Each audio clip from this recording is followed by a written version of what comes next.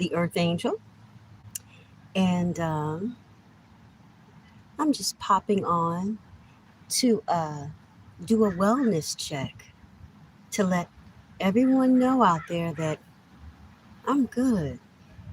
The reason I'm doing this video is because I got a very upsetting call today from my son, Loren, filled with tears. He was crying uh, because he is, I guess, concerned for his mother.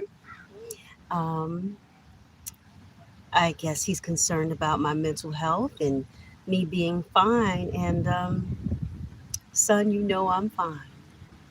Okay? You know your mama's good, right? You know exactly what's going on with me. You also shared that you're concerned about the whereabouts of your sister Jada. And I wouldn't know where she is at this moment. Um, but I'm sure you know people that are aware of her whereabouts, okay? I am fabulous. There's nothing wrong with your mama. I know you guys are trying to spin a narrative that I have mental health issues. No, I don't. Your mama's good, okay? Yes, I am homeless, but it's not because of anything that I've done. Everyone who watches my videos knows exactly what's going on and why I'm in the situation that I'm in. So let's not be facetious, all right? While it was great to hear your voice, I do know that you were most likely pushed to make that phone call because things are getting a little heated, right? We all know there is an investigation going on. We all know my inheritance was stolen. We all know all the parties involved. We all know that my whole life has been a Truman Show, and my whole family was involved with stealing from me and wanting to unalive me and all this, that, and the third. Like I don't have to go down the road. We all know what's going on. Okay, we all know why I'm being gang stalked, why I'm homeless, why I pretty much lost my business, and why my family ghosted me. You know, we know. I know everything. Okay, so there's no need to call me and make it seem like you're concerned about me and oh, I'm just worried about your mental. I'm worried, mom. Oh, I'm worried about you, mom. You know, cut it out. I'm actually more concerned about you and your sister and my granddaughter and my family. I'm actually more concerned about you guys. I'm good. Me and BB, we chilling, okay? We're good. All right. She's chilling. She's napping, and we are covered by the blood of Jesus. We're good. All right.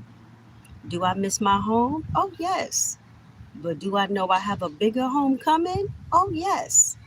Do I look like I'm poor, homeless?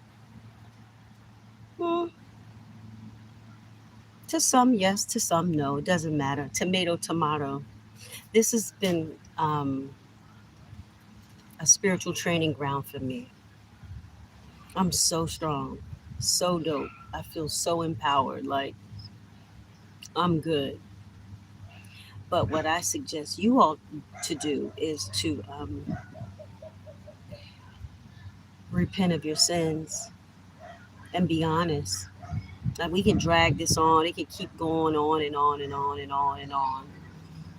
It doesn't make me any. Never mind. I'm just gonna get stronger while I'm out here, homeless, right? Um, but the fact still remains that you all need to tell the truth about what was done to me and how long the betrayal went on and who all's involved. Because I already know. Like, if you want to know if I know every single person involved. This is not a conspiracy. I'm not, I didn't wake up and, oh, I'm schizophrenic, so oh God, I'm losing my mind. Cut it out. We know everything that's going on, okay? So, you know, just thought I would jump on just to do a little video to let everybody know if you're really concerned, because I know you're really not. You really just, y'all just throwing spaghetti at the wall and hoping something sticks. That's what you're doing. You know, you sent me the $1,000, Teddy. I ain't heard from you. Not an apology for anything. My son called me today. I ain't seen him in over a year or so. I haven't seen Jada in over a year or so. Everybody just out here just acting like nothing's going on. And I am very clear as to what's going on. So, God is in charge of this situation. I'm not going to rush anything. He is going to, he's going to expose when it's time.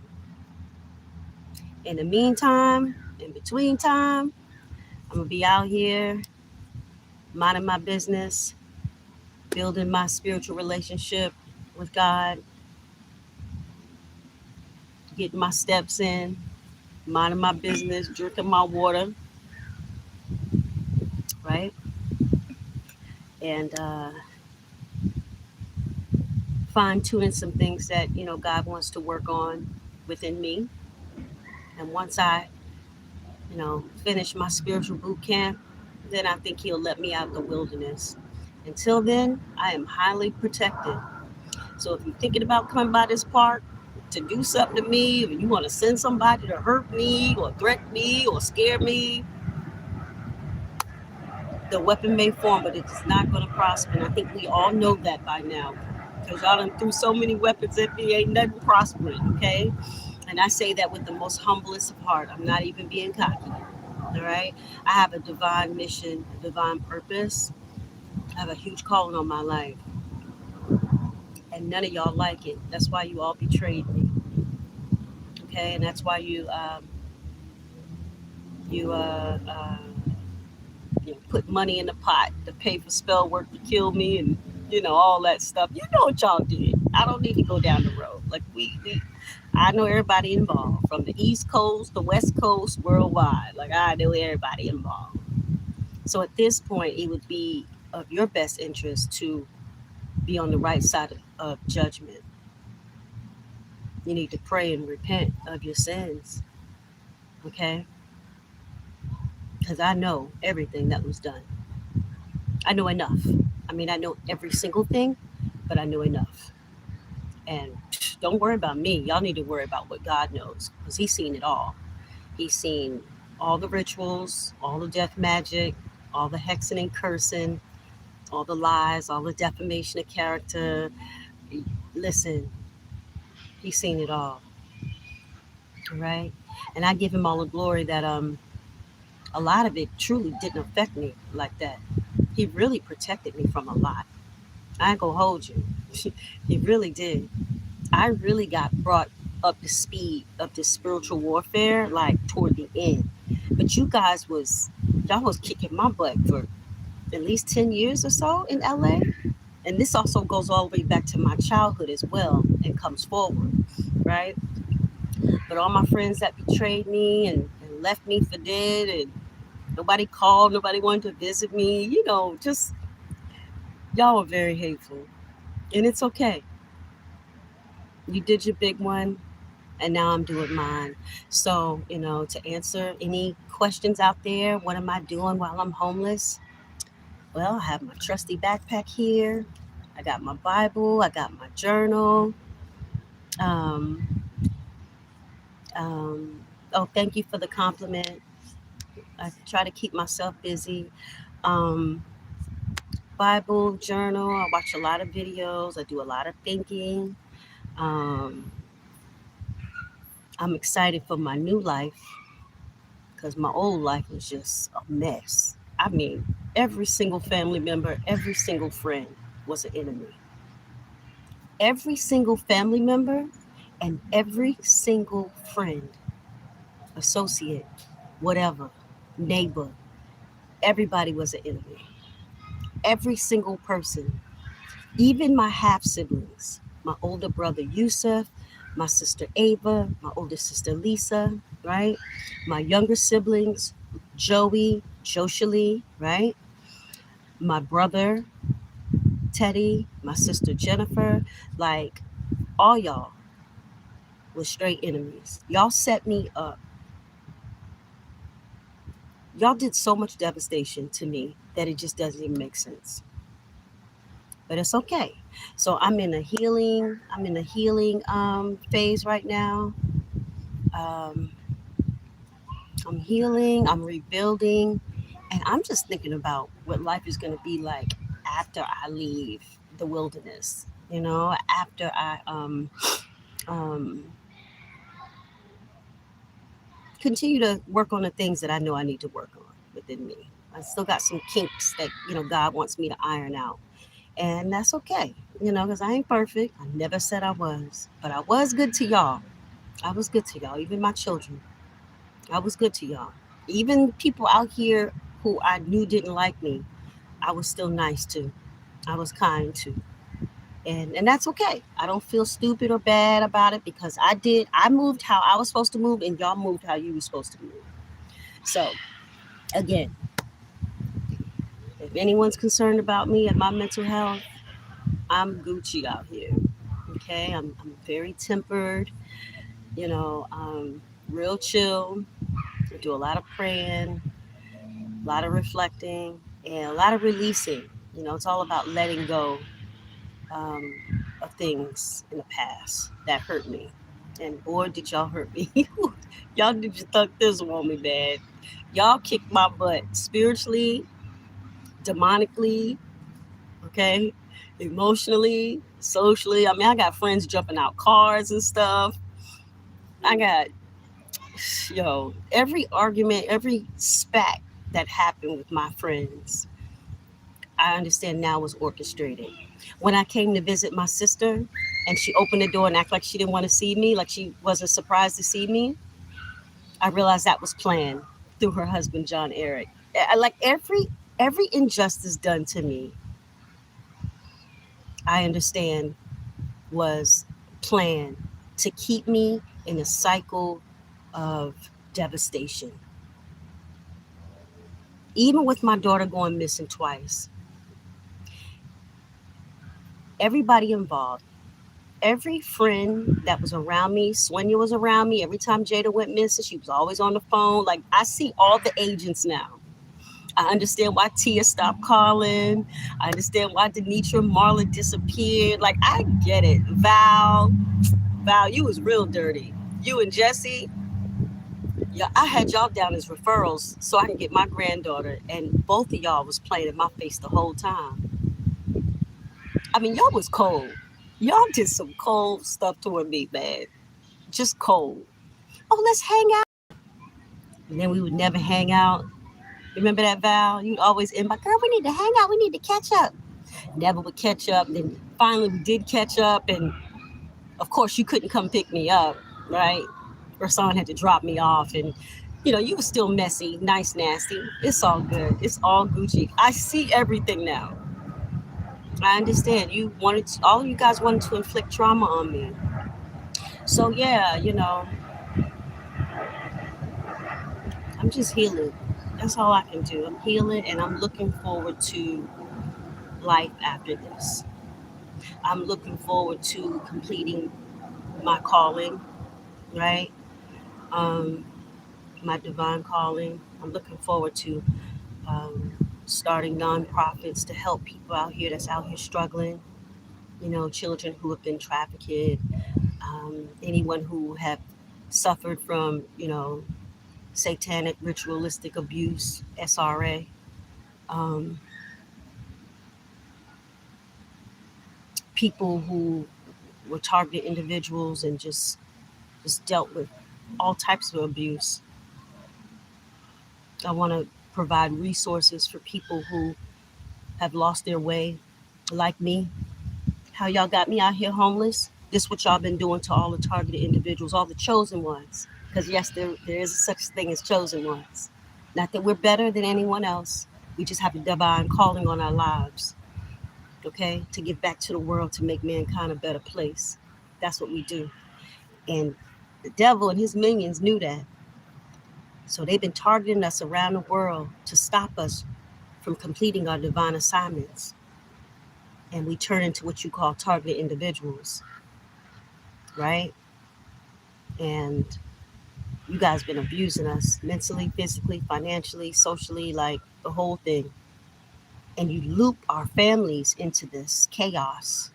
So the betrayal will be so devastating that it will ruin the family dynamic, right?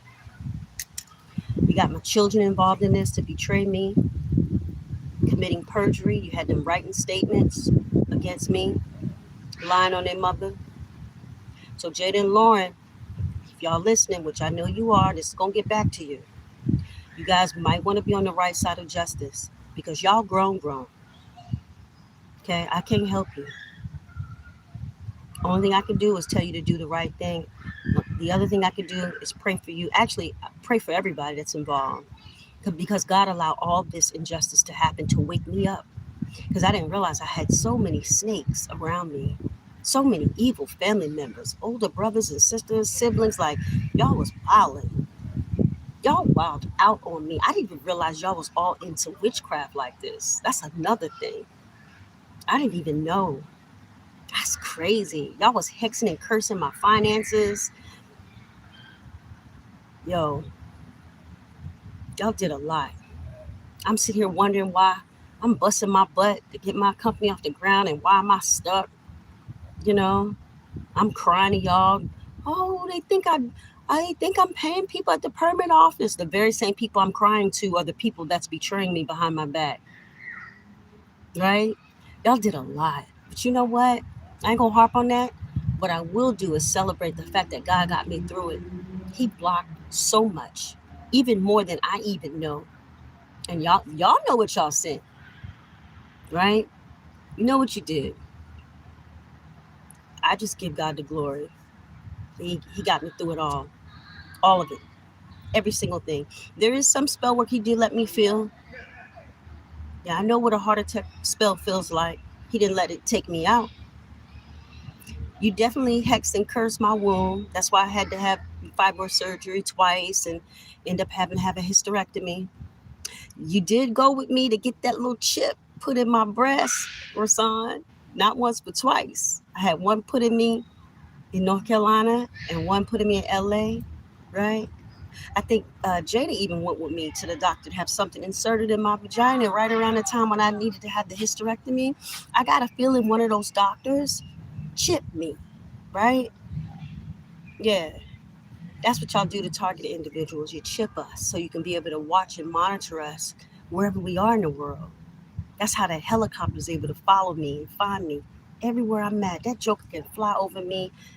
He know where I'm at to the T. He got the quadrants perfect because I've been chipped. It's cold. Y'all had me dog tagged. What you call it? Yeah, you did a lot.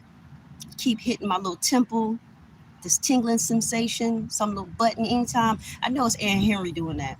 Anytime she want to get me upset, right? Like when Loren called me early today, she'll hit this button that will have my temple tingle. I guess it's supposed to make me wild out or act crazy, right? But I have to chant myself through the feeling of my temple that I feel. It almost feels like how your foot fall asleep. Well, when they hit this button, it hits the side of my temple, right? Um, y'all did a lot, but broke a lot of crimes against humanity against me. I mean, civil rights out the window, like witchcraft, like voodoo. Y'all hired all these practitioners to take me out. Y'all spent a lot of money, and I heard it was a $1 million hit on my life too. y'all, y'all wanted to really make sure I was out of here, but God said no. God said no, and and it's up to Him when He is going to expose and shut down all of this corruption because it's gonna happen. Everybody wonder where's God? Where's God in all this? He get ready to pop up soon. Give him a minute. He coming. He coming. He's definitely coming. So if anybody's watching this, if you're involved in this case, betraying me, if you've been on text threads, you know, what you call a little chats, all that's been being exposed. Like everything. Please understand. Every time you watch me, they watch y'all. Right? Everything you do to me, it's like I'm divine bait. So every time God moved me, you're exposing everything. Every time you tap my phone, your phone tap. Like, you see how this works? Like, all of it's gonna get exposed. You're so busy thinking that uh, you're getting away with pure murder. And I get it because you're so used to getting away with it. You got comfortable. And I say that with the most humble heart ever. I've never been a cocky person, but I can definitely give God the glory for protecting me through it all, through it all. And not just me, there's other people around the world that have been protected from this spell word. This is just how diabolical this has been. It's been diabolical, not just for me, but for others too, that we've been protected. Let me read this. Morgan's Narcissist channel is great. He interviews survivors. Oh yeah, I am familiar with him. I think I love Stephanie the Seeker too. I actually had a meeting with her. Yeah, does live stream. She does them on Sunday at like 5 or something. Yeah, I'm familiar with Stephanie the Seeker. And the narcissism, war against narcissism. He's a dope brother. Like, it's a whole thing. And because chosen ones or targeted individuals, can't get help, we have to count on each other. We have to create these channels, and we have to use our voice to speak out and uh, and get the word out there. No matter how crazy we may look, because this whole system, this whole gang stalking system, is set up to make us look like we crazy. Oh, I see colors everywhere. Oh, she's schizophrenic. No, y'all paying people to come up in this park wearing these colors to make me feel like I'm going crazy. But see, I ain't crazy. That crazy about me, boo. And y'all know it. You know what you're doing, sending these families in here, color coding all these cars. Let me show y'all. All these blue cars, this van, this Mercedes Benz, they sit out here and they watch me every single day. These jokers sit out here either in the front or the back, and they watch me every single day. This what y'all do. Y'all pay people to stalk and watch me. But again, it's okay, because what did we learn in class? Everything you do to me is being monitored. I'm sure you know it by now. I'm not saying anything you don't know. I just think y'all so comfortable with getting away with pure murder that you think you're excused. Oh, I get it. I guess you figure it's not y'all doing the work because you pay the minions to come out, right? You pay these families to come out. You pay these weird people to come out in the park while I'm asleep. As long as it ain't you doing it, you think your hands is clean. But it's okay. It's really okay. It's really, really okay. It is horrible that family can be so cold. And you know what? I suspect a swarm of people always need someone to leech from. Yes. It is devastating, but I think that's part of the thing that these cults do. They um, pay these family members where they tell lies. Oh, we're concerned about Jocinda's mental health. And, because family may be jealous, they jump on board, right? Then they're able to be paid and manipulated. And then once you kind of do that money exchange, there's no way of getting out. Like, you can't wake up and be like, oh, you know what? Today's a good day to not terrorize my sister. Or today's a good day to not lie on my mom. Or today's a good day, I think I want to be on my mom's side. Well, it's a little too late, because now you done made a deal with the devil, right? And guess what? If you don't do it, they're going to gang stalk you like they gang stalked me, right? And so now you're entrapped. And that's how the family and friends who get on board and they think it's kind of innocent, and hey, it sounds like it's a lot of fun in the beginning, right? Oh yeah, let's make fun of Jocinda. Let's run Jocinda off the road. Yeah. Let's cut Jocinda's brakes. And And then when she calls, let's all act like we're not concerned, right?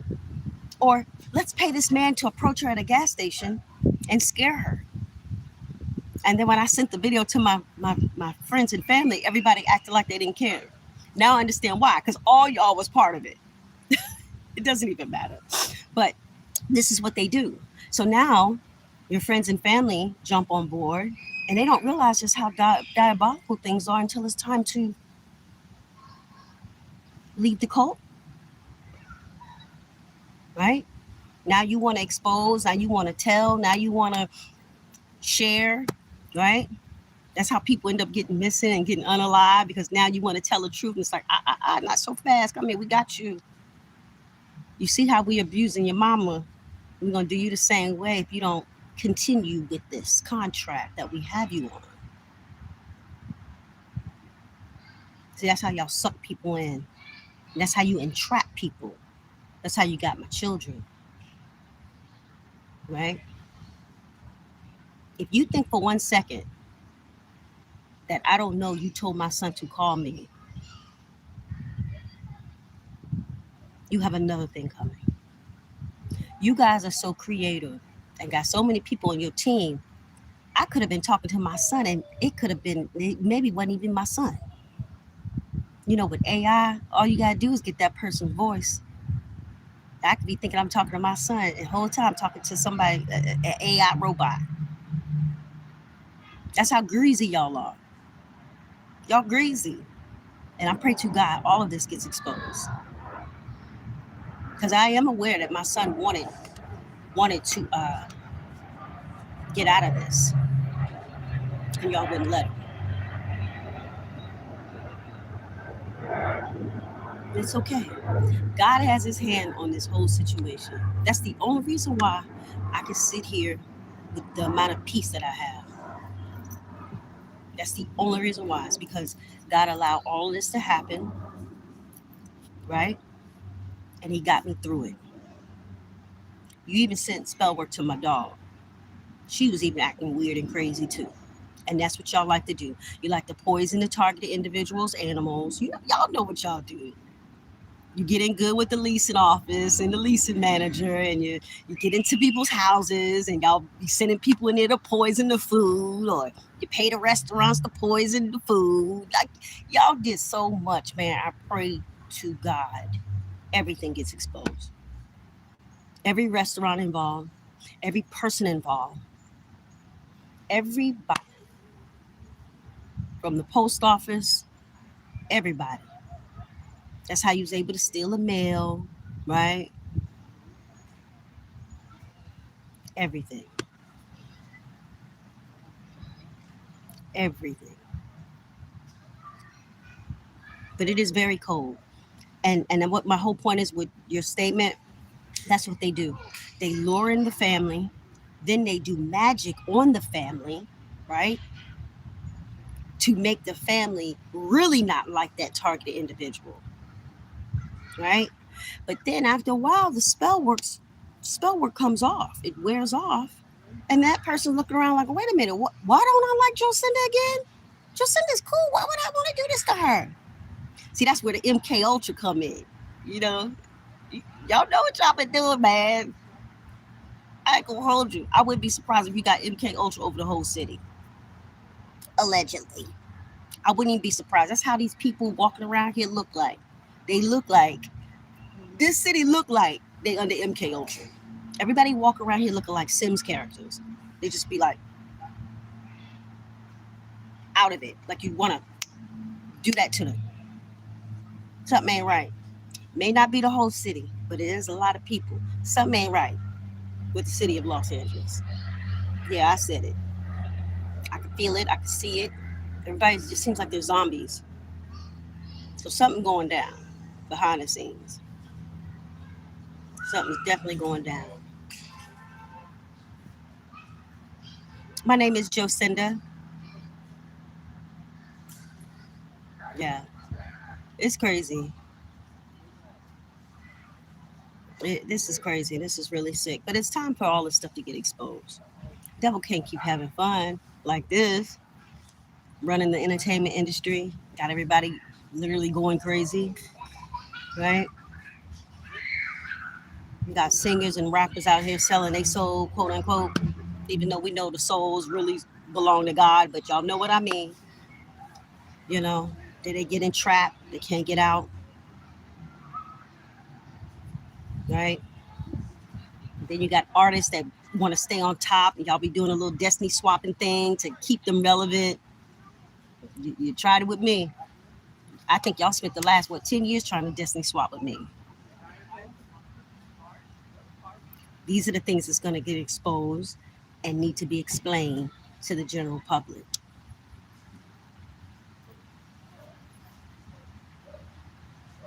It's not just a conspiracy. It's not just hearsay. It's not. It's the truth. So, but yes, I do love Stephanie the Seeker. She's very knowledgeable. She's been through a lot too. I actually had a one-on-one session with Stephanie. She's been through a lot. And War Against Narcissism, his channel is dope too. I'm actually going to reach out to him because I think we could do some good work together. But yeah, we've had to create these channels, man, so we can help ourselves because we're not gonna be able to get help. Like we cannot. Like right now, I could never go to my doctor and say, "Oh, I'm being hit with energy weapons," and "Oh, I see colors everywhere." They're gonna be like, "Well, oh, you're schizophrenic." Well, oh, so we have to do a lot of praying. Like the only way to really beat this spiritual warfare is to do a lot of praying, right? Ground yourself. The gang stalking already isolates you, but you have to learn how to use the isolation for your good. Like they actually thought they were hurting me with isolating me. Like when my family disappeared and everybody went ghost, after a while I saw a pattern. But during the isolation, that's really where I really rebuilt everything spiritually. That's where I really locked in with God. That's when my spiritual eyes opened, my third eye opened, all my gifts started pouring into me. Like that's when God was like, okay, the devil, he think he got you isolated, but now we really about to start cooking out here. Now we can cook. And that's where my transformation began.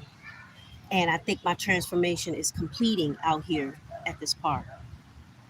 And at first I was like, oh God, I'm homeless. Well, where are we gonna sleep? What are we gonna do? Oh my God, this is embarrassing. This can't be right. But then something snapped in me and was like, nah, Joe, you got to change your perspective on this.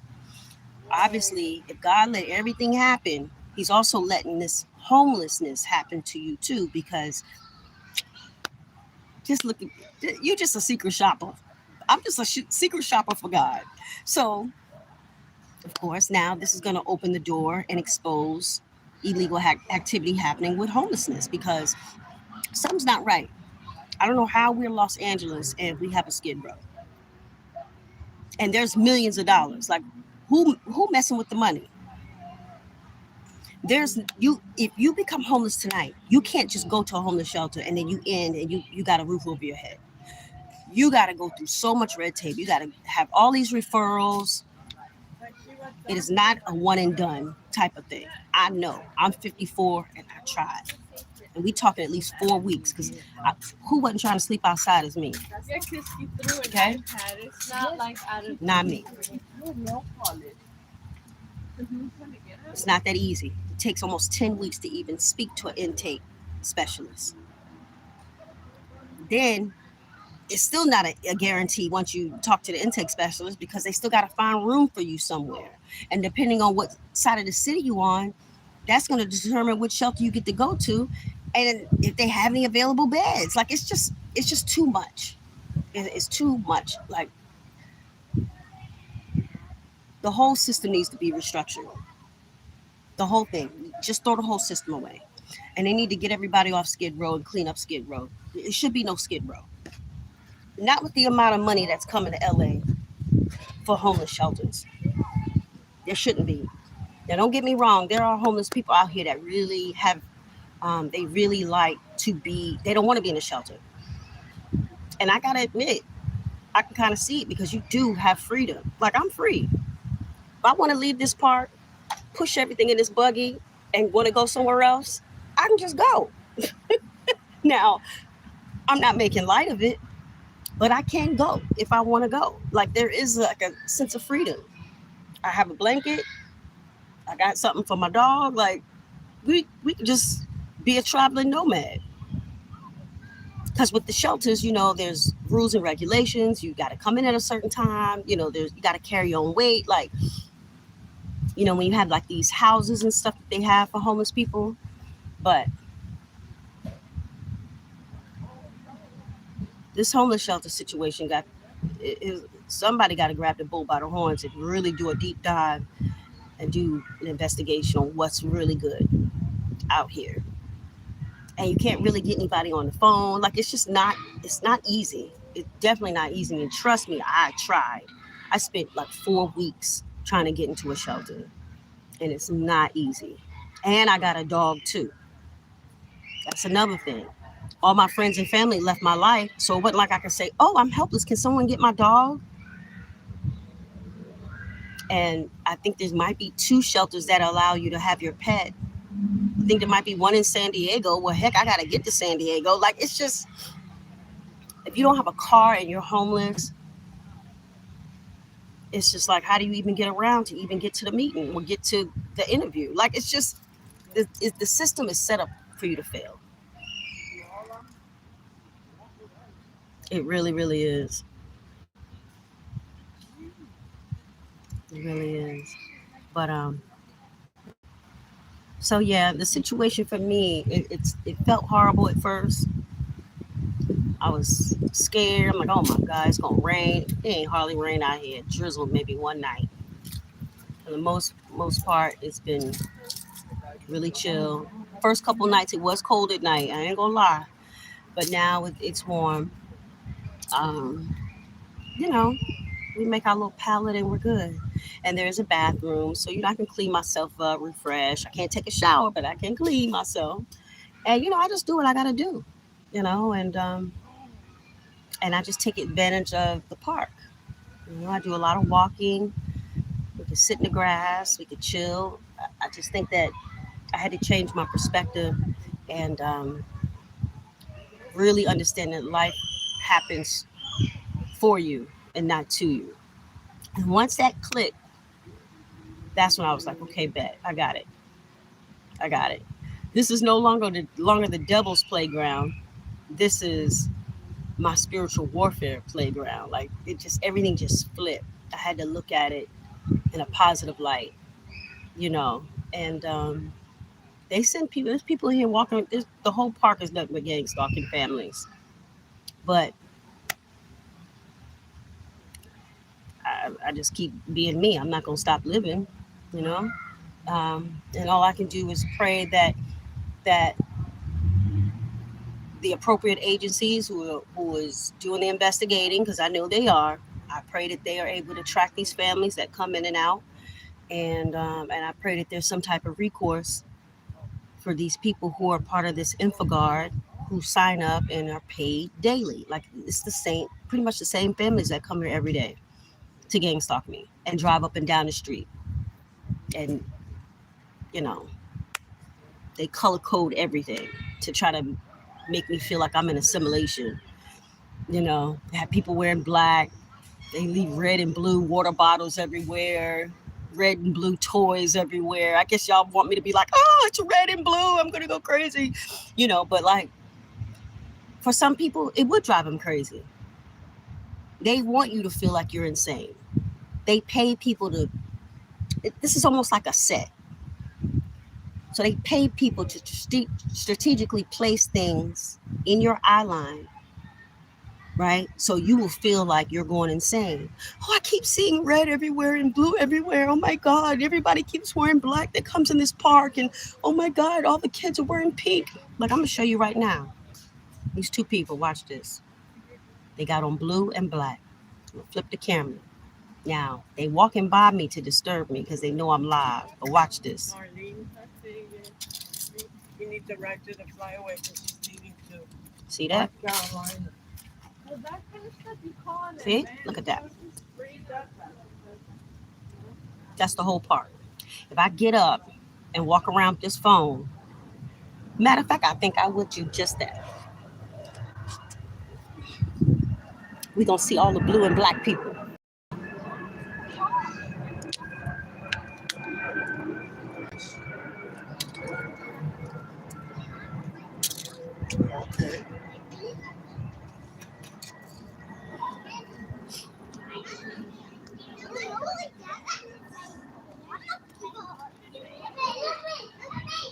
See that?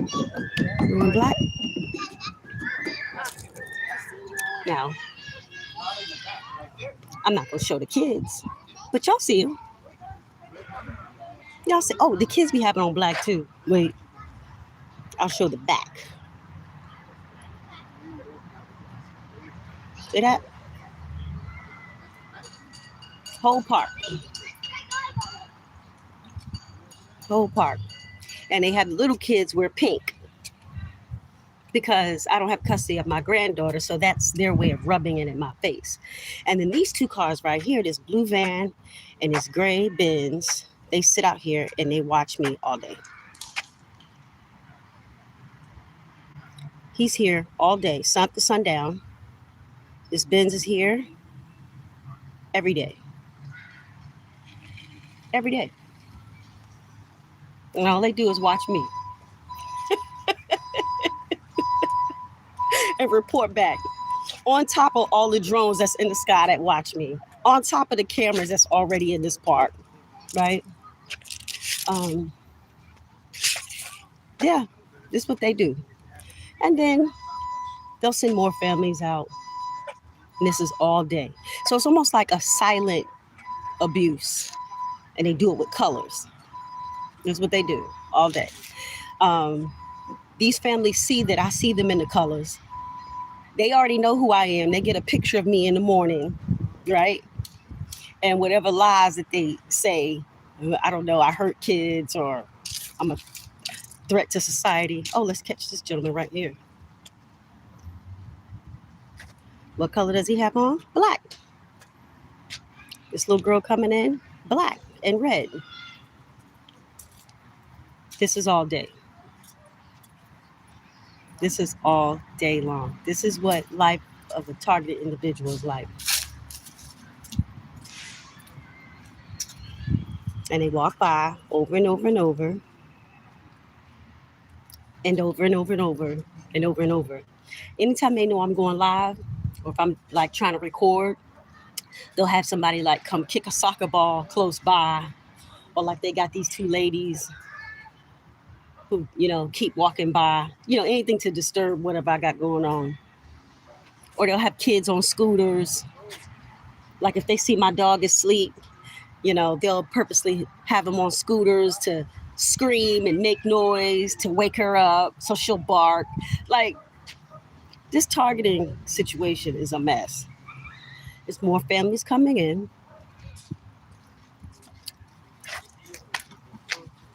I'm not going to do a zoom in shot, but they got the black and the red on.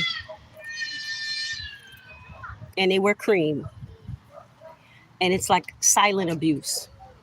Silent color abuse. This is what it is. And anytime they see me with my phone, they know I'm recording something. So they get a little nervous. Well, maybe you shouldn't be a professional bully. Maybe you shouldn't be. But it's all good, y'all. I'm surviving. But I do pray that this program gets shut down soon. Because some targeted individuals can't take it. And they do end up unaliving themselves. And it's not funny. And this even carries over into like your neighborhood, the apartment complex, your neighbors. When I tell you, everybody's paid to participate. Okay? It just goes on and on and on. You'll have neighbors that be banging on the wall, doing all kind of noise campaigns. It's sick. It's a sinister program. It truly is. I wouldn't wish it on anybody. And then what are you going to do? Call the police and say, oh, the whole park has on black. So the police could say, ma'am, you need some medicine, right? Parking records involved too. They come out wearing their colors too, underneath their uniforms. I don't say nothing, I just speak, keep it going, keep it moving. I don't worry about it. Because God see everything. Let me catch them. What colors do they have on? Class? Black. All day. So that's supposed to send a signal to me that I'm being watched by the neighbors. I'm supposed to be shaking in my boots. you know, it can be a little annoying because I'm a type of person that likes to have conversation. I see strangers, I'm really warm. But then as soon as I'm talking to them and I see what colors they have on, it's like, dang, you a gang stalker. God. So, but even with that, God said, don't change who I am. Still be me. So if I didn't know they were a gang stalker, I probably would talk to them. I probably would, compliment their children, or I would just be me. So that's been a way that I've been able to handle it. Instead of like trying to figure out if they're gang stalkers, now I'm just like, well, hey, how you doing? I don't even care. If I record it, if I video it, it's just to show an example of what it looks like. Because to the average person, you wouldn't think it was nothing. You would be like, Joe, you tripping. You would be like it's set up to make it look like we're going crazy. And we're not. And again, there have been lots of targeted individuals that have not been able to take it. And they have taken their lives. And that's the ultimate goal. They want us to take our life. They want us to go so crazy and go bananas. And then they can say, well, see, she was having mental illness issues. Her whole family left her. Her children, they left her because they said your mom was crazy. Oh, she killed herself? Oh, my goodness. Well, yeah, they did say she was schizophrenic. Whole time ain't nothing wrong with me. Whole time, nothing's wrong with me. But y'all set up the simulation to make it look that way. And that's the unfortunate thing. And this even carries over to like vehicle mobbing. They'll box you in while you're driving on the highway. They'll tailgate you. They'll, what you call it, when they flash the lights, they pull up behind you. They cut the lights off and then they cut them on to scare you. That's happened numerous times with me. They have access to your VIN number so they can make duplicate copies of your key to get into your car. If you rent a car, they have contracts and relationships with the rental car companies that'll give them a duplicate key so they can get into the rental car, mess with your mind, right? Adjust your mirrors and do stuff that you wouldn't do. And then when you get in the car, you be like, why does my seat feel like this? And how come my rear view mirror is twisted? And how come? Because they didn't already had access to your car. They do things to make you go crazy, to make it look like you lost your freaking mind.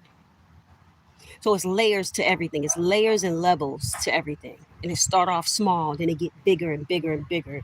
Then the next thing you know, you got a hole in one of your hoses, and now your car is leaking fluid, right? They do things to you to make it look like you messed up your own car. Maybe you didn't put fluids in your engine, or maybe you didn't, top off your oil right, or, but meanwhile, they paying people to put holes in your hoses and stuff, right? Poke holes in your tire. They do things that, make you have to spend money. Meanwhile, they doing things on the job to make you maybe lose your job, make you look incompetent, so your boss don't want to keep you on board. And then behind the scenes, they doing things that make you cost money, make you spend money. Then they know people inside the banks that can watch whenever you make deposits and withdrawals, right? They know how to turn on and off your overdraft. So when you're trying to pay for something, you can't pay for it and you left at the counter looking stupid, right? Yeah, that's what y'all been doing to me, right? Yeah, all the Masons and Eastern Stars that work for all the banks. Yeah, playing with me. But it's okay. I'm not going to have an attitude because everything you do to me has been seen. I might have had to take the bullet, made me uncomfortable, but it's okay. This is what y'all do. And then you continue to do things to our vehicles, to our homes, that make us have to spend unnecessary money. And then in the background, now we losing our businesses and losing our jobs. And see, that's how, those are the first few steps that lead you down the road to homelessness. Then they slander and talk about you. Then they pay people to do it, right?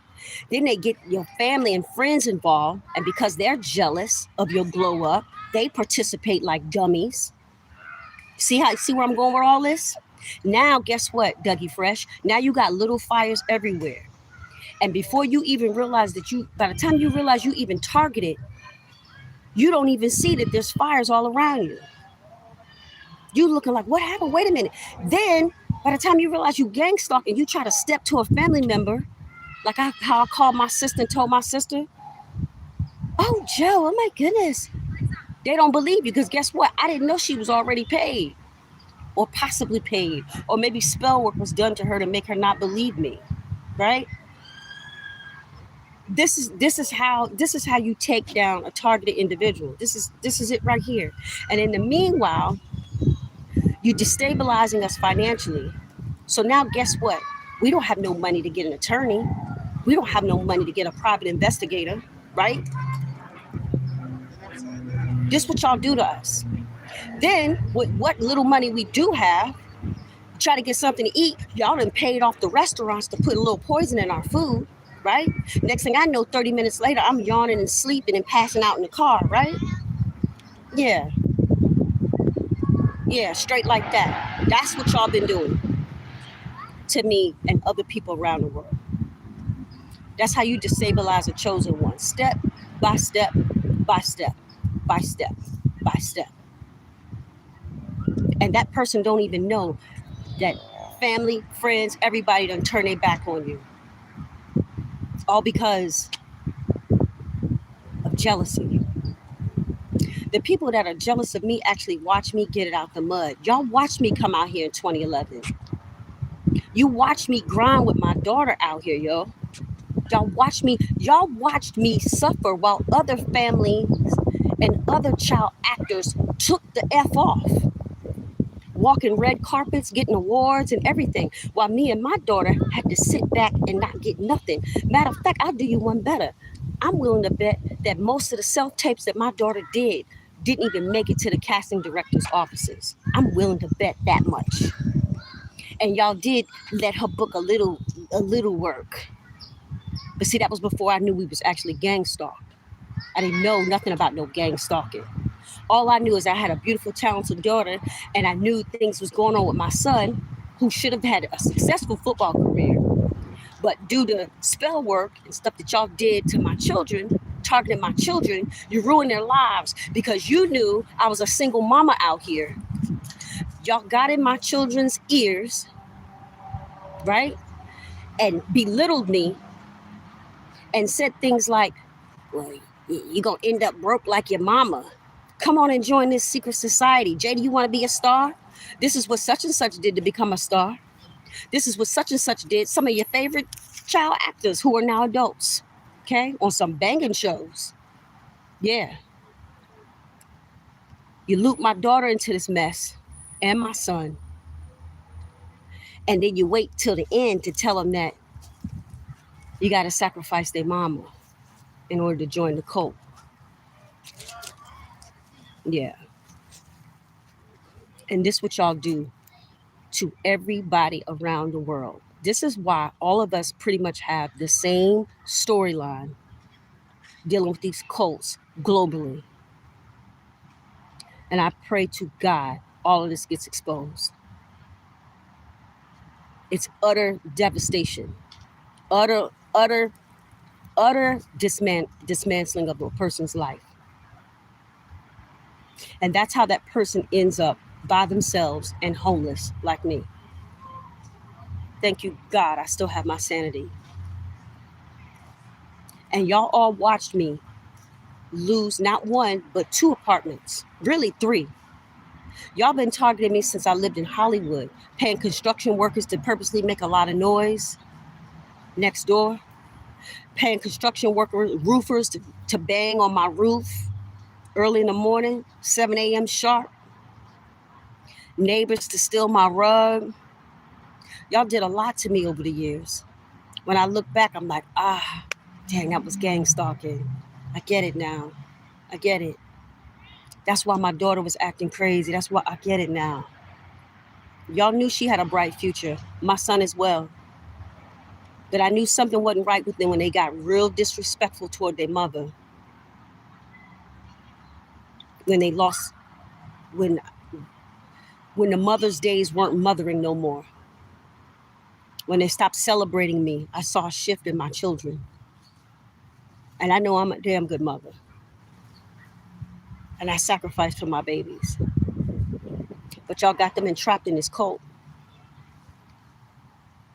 Then you did spell work, you did mental health magic on both of them. I know you did. My daughter ain't been right. I actually remember when my daughter went dark. My son too. Y'all put sex demons on my children. You got them obsessing. You got them acting gay, like lesbians and everything. I know what you did to my children.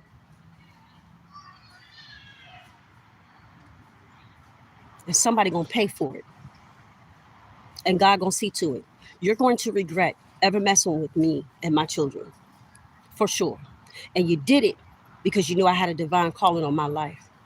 And shame on all my friends and family that came over to my house to help me do a search party looking for my daughter. Shame on all of you. Sitting in my house, getting me something to eat, answering my phone, TMZ calling and let me calm down. Let me calm down. Let me calm down. Val, Tamika, y'all played in my face majorly. Nasty. Y'all nasty witches. Y'all nasty. Y'all. Now I know why my family didn't fly out to California when I thought my daughter was missing. Now I know why everybody laughed in my face, because all y'all was part of this fake missing situation. Y'all let me sit in my house and watch me cry and mourn, not knowing where my daughter was for several days. All of you did it.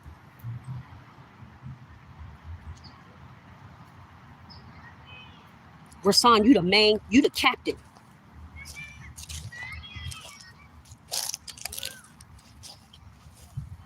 You was the overseer of my heartbreak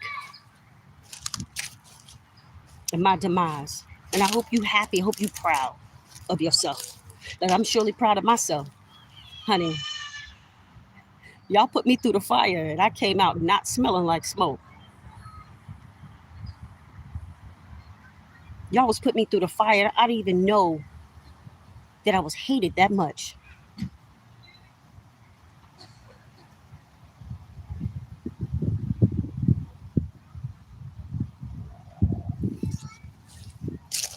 But it's all good. God allowed it to happen because he needed me to wake up. I needed to wake up. I knew y'all was funny. I saw little things here and there. I started to pick up on the patterns over the years, the inconsistencies, the little slick backwards compliments, you know. Then I started backing away,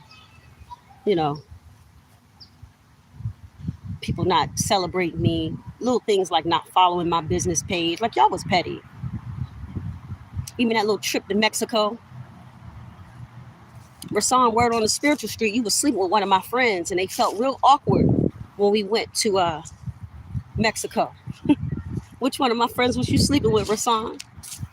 I heard she had to play it off because y'all been sleeping together, so she had to play it off. We took our girls' trip to Mexico.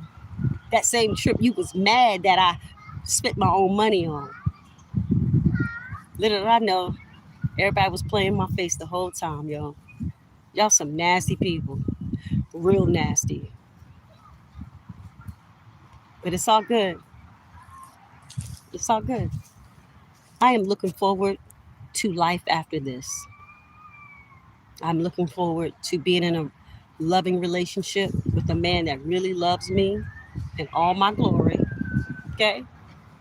I don't want to be no man that's jealous of me, envious of me. Okay?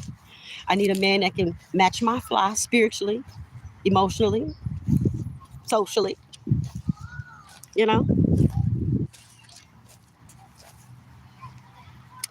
Yep. And I'm looking forward to having a soul tribe of friends.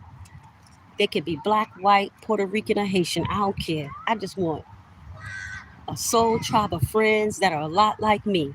Funny, that laugh, that can joke. You know what I'm saying? Like, that love the Lord. We could pray together. We could take a girls' trip and I don't have to worry about being unalived at the airport. Right? Remember that stampede at the airport? Now I know why that stampede at the airport happened. We actually broke our neck to get back to that airport for Delcine to fly back earlier. Now I know why y'all had me doing all the driving. I swear this is gonna make a stellar movie. Like, it's gonna probably have like, my life probably gonna have like, it's gonna be like five. It's gonna take like 5 to 10 episodes or something. Like, it's just gonna have to be like 1, 2, 3, 4, 5. Like, it's so layered and so corrupt and so devastating that I have to laugh to keep from crying. And the only reason why I laugh is because God pulled me through it. And a lot of the stuff I didn't even know was happening until He got me by myself and started to pour all my spiritual gifts into me. And that's when I realized, wow, okay, okay, okay, I got it now. The dreams was dreaming, the downloads was downloading. Like, I just needed to learn how to trust my gut because I was right about everything. I didn't want to be right about everything, but I was. So I get it now. I get it. But I'm looking forward to having a new soul tribe. I'm looking forward to starting my nonprofit organizations, helping people, giving back to people just like me, who have suffered and then their lives have been literally destroyed by the hands of, satanic cults, you know, people who have been experimented on and tested on illegally. Y'all been having a y'all been having a good time with me. Now I understand why I got little bleach marks on my skin. I didn't understand what it was for, what it was from. Now I get it. Now I understand why my vertigo was kicking my butt. I would have to go to the hospital because I was suffering from vertigo. Well, now I understand why. Y'all been experimenting on me. Just, y'all did a lot. And I guess I just had to be the scapegoat for all this exposure. Did I like it? No, I didn't.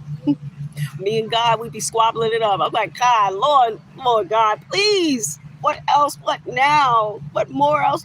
What else do I need to prove, Lord? How many more scavenger hunts do I need to go on, Lord? How much more pay? What else do you want from me? You know, 40, 50 years of abuse, sexual abuse. I was trafficked and everything as a child. That's wild. But I'll never know what was inside my mom's head when she agreed for this to happen to me. But I forgive her for it. That's the only way I'm going to heal. And I do have memory of things happening as a child that I thought they were babysitters.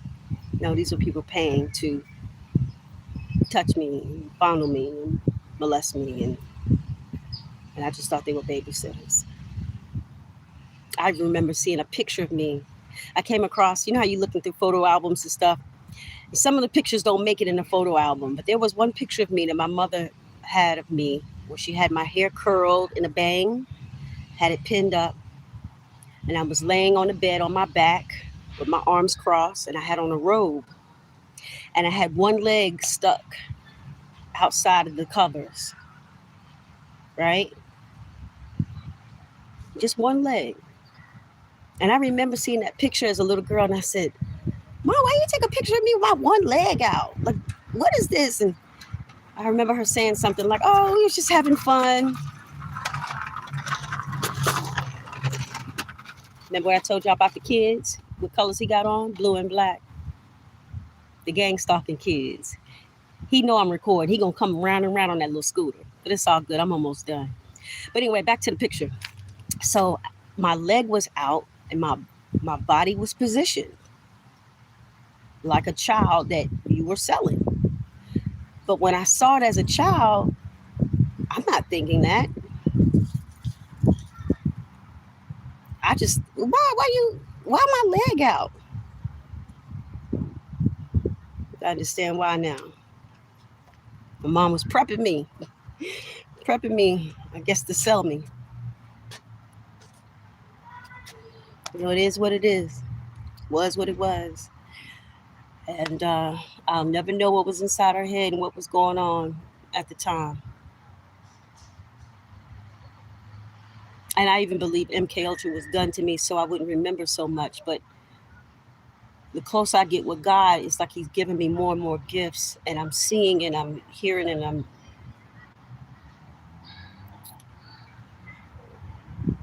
I'm getting answers to questions that I've always had my whole life.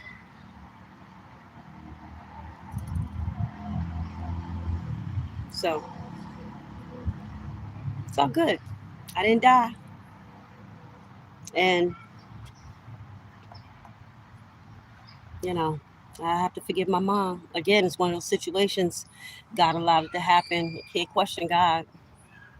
You know, all I can do is just thank God I didn't die. You know, and I live to tell it.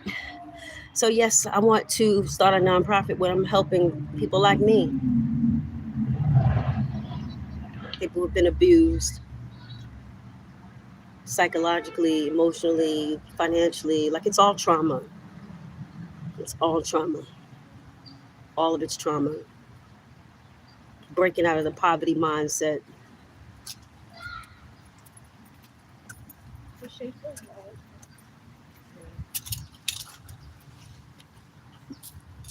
My girls is back. But anyway, so yeah, that's that's the gist of this video. Just to let everybody know, especially my son, know that your mama good boy, and you know it. Don't call me no more. Fake crying. I know they put you up to it. Eventually, everything's gonna be exposed. The only thing I ask of you and your sister is to be on the right side of justice. If you know you done wrong, which I know you have, okay, you might want to be on the right side of justice because y'all grown. There's nothing I can do. I can't say no, don't put my kids in jail, right? So at this point, and this goes for everybody that's involved. To be honest, repent, ask God for forgiveness, and it's up to God and the justice system as to what's going to happen. The only way you could even begin to make things right with me is to tell the truth because I already know. I'm just waiting for you to speak up. And it's either going to happen on your own accord or it's going to get ugly. The investigators it's going to get ugly. I already know the FBI involved, like all the agencies are involved. Like this is a huge case because it doesn't just involve me. This is corruption. This is global corruption around the world that Satan and his minions been getting away with stealing from innocent people and unaliving people. And don't even get me started on the life insurance policies and death by spell work, all the heart attack spells. Y'all be spiritually killing people, right? Committing all kind of spiritual crimes. Like this is a rabbit hole straight to hell. And the time for exposure is now. It is. So you might want to be on the right side of judgment. I'm serious. I'm not even being funny. All this trafficking with children and organ harvesting, and y'all know what y'all been doing out here, man. Y'all know what y'all been doing. And people have been exposing, but they get discredited because folks want to say, oh, they mentally unstable.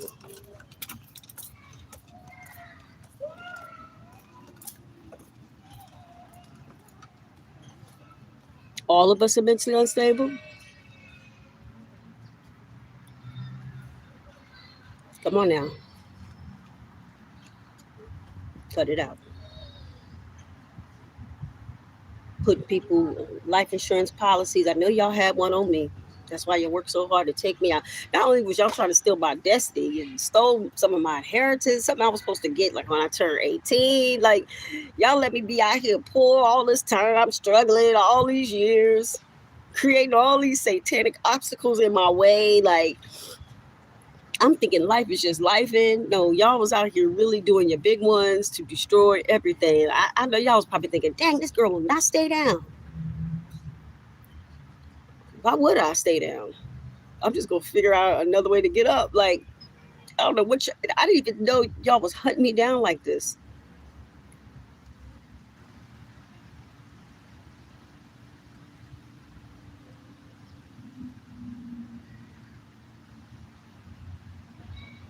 It's just crazy. But yeah, I'm looking forward to getting to the other side of all this, where I can enjoy my life, enjoy what God's gonna bless me with, my inheritance, and I know I have a huge responsibility to do right by that money to help a lot of people out here, and I'm gonna do just that. Just as sure as I got red lipstick on,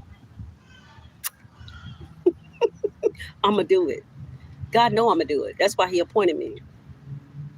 So He let me go through all this tragic stuff, all of it, even down to being homeless. Because how can you speak on being homeless if you've never been homeless yourself?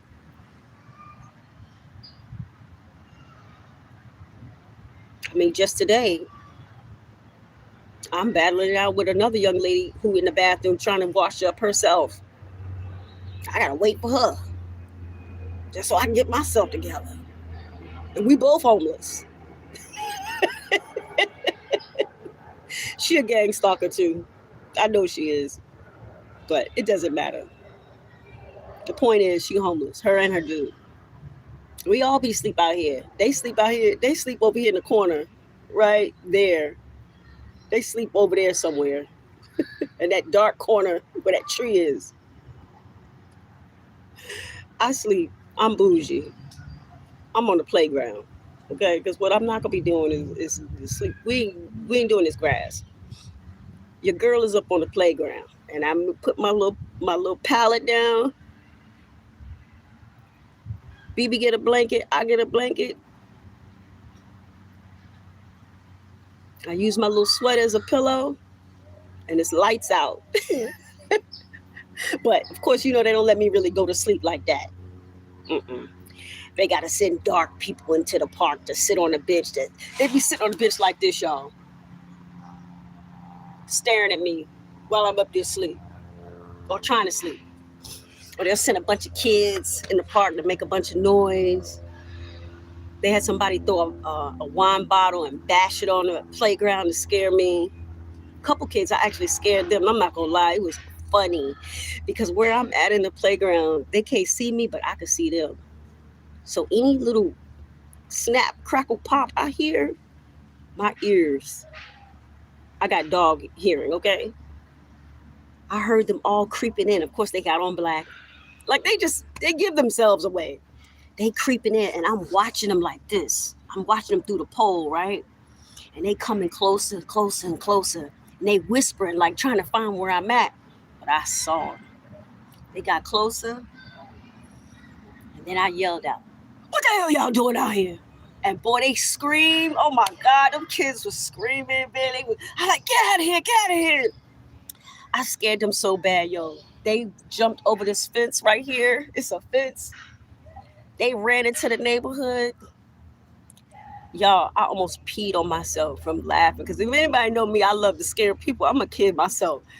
When I waited for them to get good and close. They was good and close. Real close. And my heart was beating so hard because I wanted to scare them so bad. They got real close. I was like, what the hell y'all doing? Get out of here, Raha. Boy, they was screaming. It was like 7 of them. They was screaming. I fell out laughing so hard, man. I was laughing that laugh felt so good. Even they were laughing. They were screaming and laughing. And then they came back with the bottle because I scared them. And they threw the wine bottle, and it crashed up against the playground. So the next day, the parents cleaned it up because I'd be daggone if I'm cleaning it up. I ain't cleaning it up. Let the gang stalking parents do it. And they did. They picked it up. I was nice. I did let them know, hey, there's glass over there. But I wasn't gonna be the one to pick it up. They picked it up. So it's been wild, Ain't nobody gonna touch me up in this mug. They can tiptoe, they can circle. They love to send people to come into the cul-de-sac. You see how that car leaving? They like to send people to drive in the cul-de-sac that make me feel like, oh, they're coming. Oh. But I'm divinely protected. I think you all know that by now. Okay, go ask the most recent practitioner y'all paid to kill me. Y'all was paying practitioners to unalive me and lying on me to them. Right.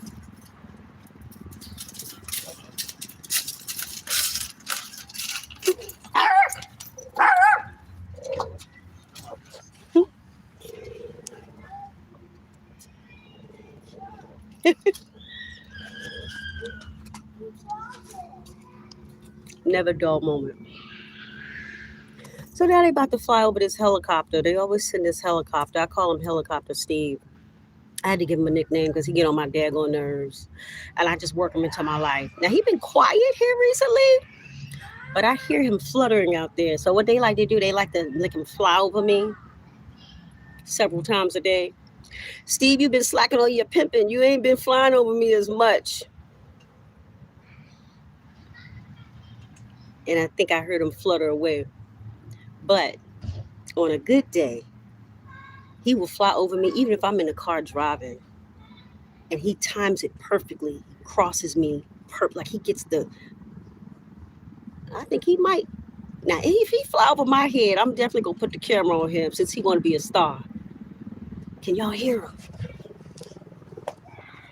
Come on, Helicopter Steve, since you want to be a star. He fly over me every day, y'all.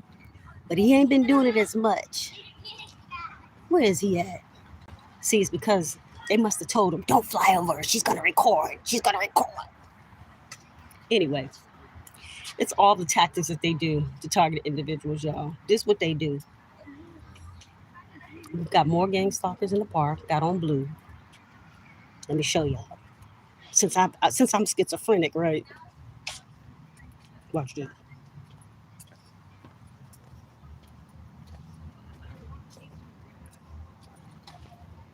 See him with the blue on? See the kids with black on?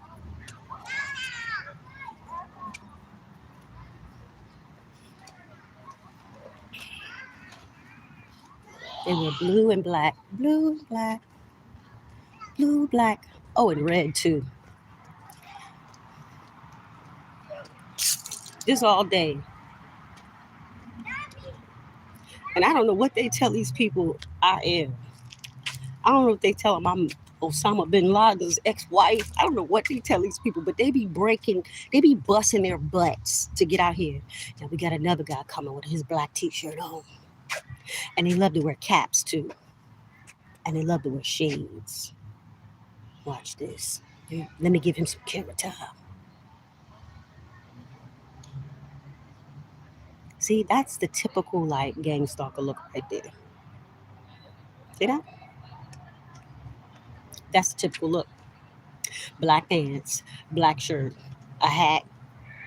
The sun is going down, so he not rocking his shades, but they normally put on like these FBI shades, and they all walk around the park like they doing work for the FBI. And I just be walking around like, what's going on? Every single person in this park is here because I'm a targeted individual. Oh, let me show you him. He got on the shades.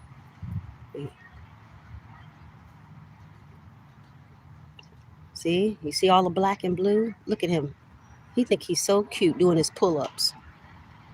Yep. See, she got on black.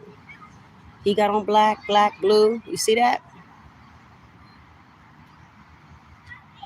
This is all day. And they let her put the kids in pink and red. I gotta look at this all day. This is my life. But to the average person, it just looked like, Joe, what you talking about, girl? People wear black and blue all the time. Little girls always wear pink. But when you target it, you know what's good. You know what they doing. You know what they doing. So that's it, y'all.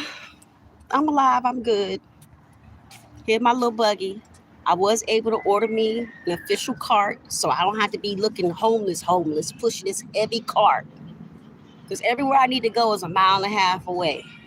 So if I want to go to Ralph's, it's a mile and a half. If I want to go to 7-Eleven, it's a mile this way. If I need to wash clothes, it's a mile that way. I'm pushing this buggy everywhere.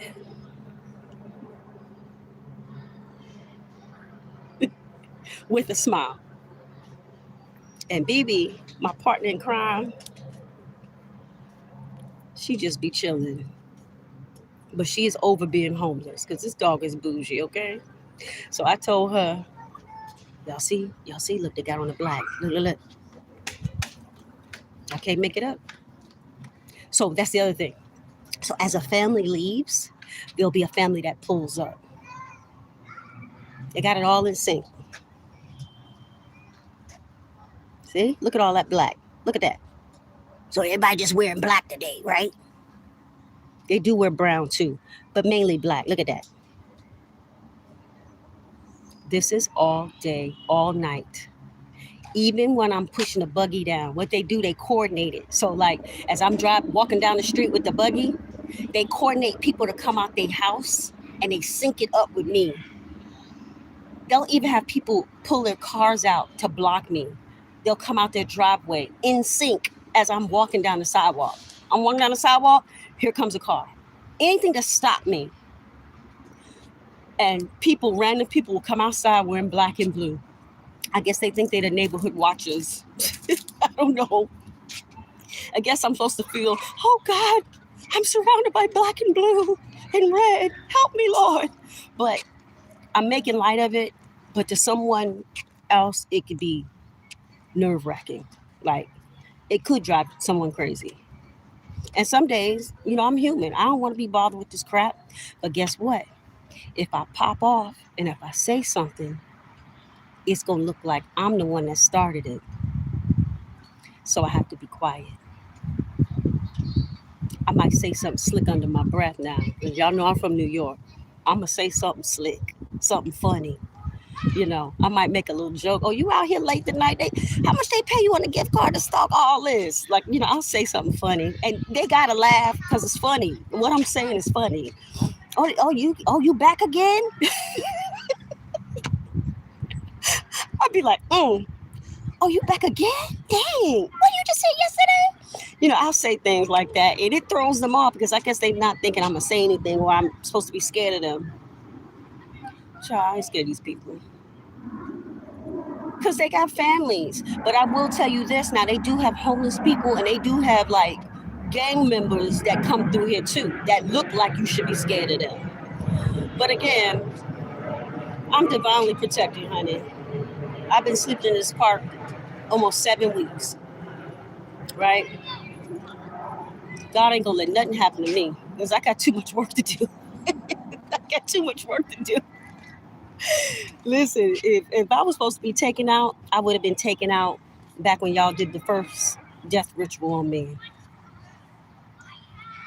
Okay? All the car accident spell work you did, and y'all, these jokers know how to do magic to make your car jerk off the road. If I'm lying, I'm flying. And I ain't flying. Right? They know how to do stuff make your heart stop. I felt it. Obviously, it didn't take me out, but I felt it. I know what it feels like. It's not fun. You know how your heart skip a beat? But when it's a heart attack spell, it's a little bit more than that. And some people are unalive with heart attack spells. And you drop dead right there. Now we got some more gang stalkers coming in. Check it out. They so proud too.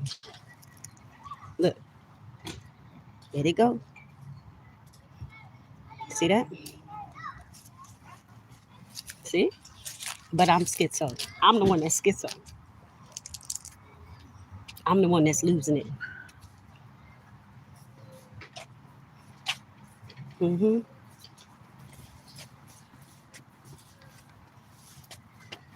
Yep. Everybody wearing black. Black and blue. And cream. This is all day long. And they bring their kids wearing the same colors. See? Even my man right here, he got on black pants. I won't zoom in on kids' faces, but you can see the little boy had on black pants. Now, more families are pulling up. See? Look, they in Teslas, y'all. Look at this black Tesla. Guarantee you when he get out the car. Guarantee you when this man get out the car, he gonna have on black. How much y'all want to make a bet? Watch this. Watch this. Watch.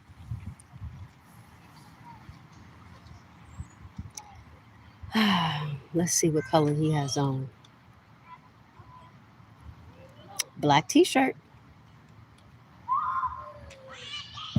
See that? Oh, his partner.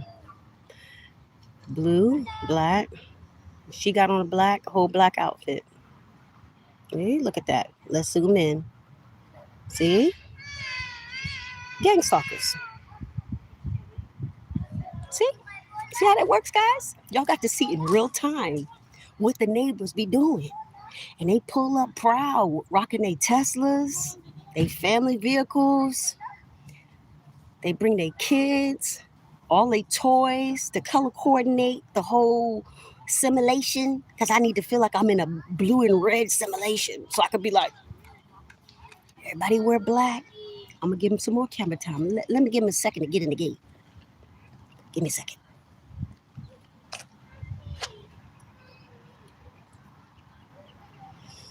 See? They got their kid with them, so I ain't going to zoom all the way in, but y'all get the point. All day long, they wear the blue, the black, the kid be in red or pink. This is all day long.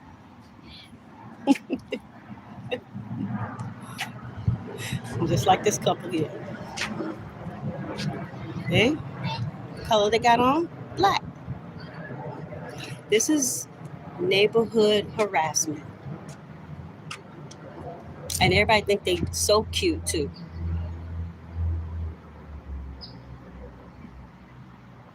I can't make it up. See? Look at that. Red. See? Black.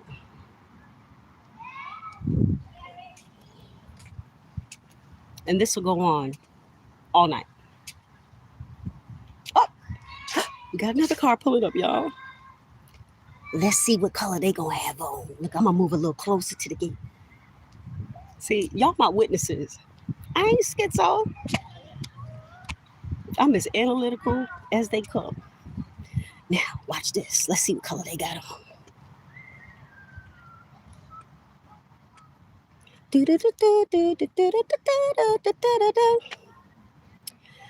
on. You just pulled up. Look, they probably see me with my camera phones like, I ain't getting out the car. That black lady, she's recording. She's recording. Let's see. They gonna take their time. Hold up. They gonna take their time because they see I'm recording. They see I'm on my investigative tip. Look, they probably got a text. Don't get out the car. She's recording. Because you know they all be texting each other stuff. They on some kind of network or something. That's how they communicate with everybody. Look, they pulled up and ain't even getting out the car. Oh, let's see. Come on, y'all. This program need to get exposed.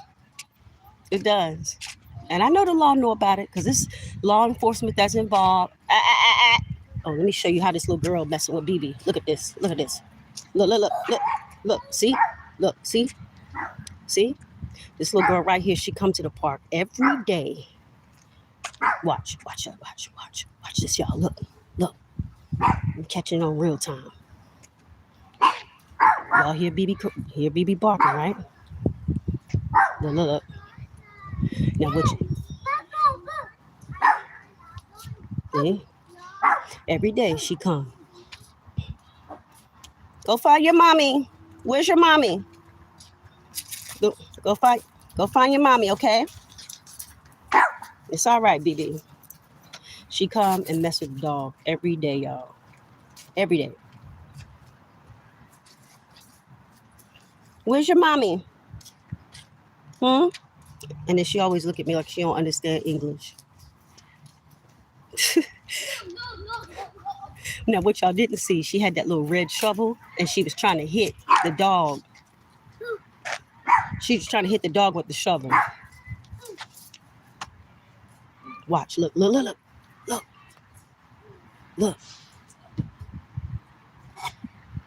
This is the abuse we deal with.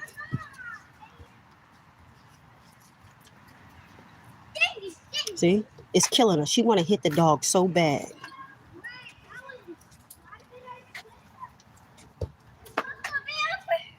They tell these kids, look, she won't even leave. She won't even leave, y'all. They tell these kids to harass my dog. And it's always when I walk away. Look, the girl don't even want to leave. Look. Y'all see the shovel? She want to beat the dog with the red shovel.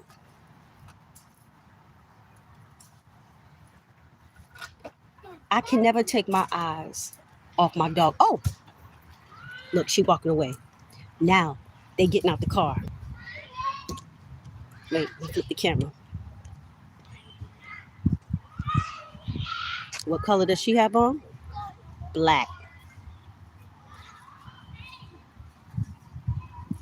Got on black. I'm glad I was recording. I'm so glad. Y'all got to see it in real time. I can't make this up. And what they'll do, they don't harass my dog. Like if I turn my back, like I was trying to show y'all that person getting out the car, it's like they tell a kid when they walk into the park, they want to mess with me and the dog so bad. Their eyes be obsessed, fixated on the dog. So when they walk in the park, y'all, they be looking at the buggy like, the kids can't even walk in the park right. They look obsessed. Like they lock in. They see BB and they lock in. And they do this like possession, like you saw the little girl didn't want to leave. I even told her, y'all heard me. I said, go find your mama. Where your mama? Go to your mama. The girl didn't want to leave. I'm telling you, it's some obsessed stuff going on. Now, this little boy right here, he wanted to say something to BB too. He come with his dad every day to kick this soccer ball. And what colors do they have on? Class, what colors do they have on? Tan, black. See that? Now, when I walk away, Dad will kick that ball to where it rolls close to the buggy. See, this the mental gymnastics I have to deal with when I'm here. They will kick that soccer ball to where the little boy has to come over here to be close to the buggy. You see what I'm saying? This all day.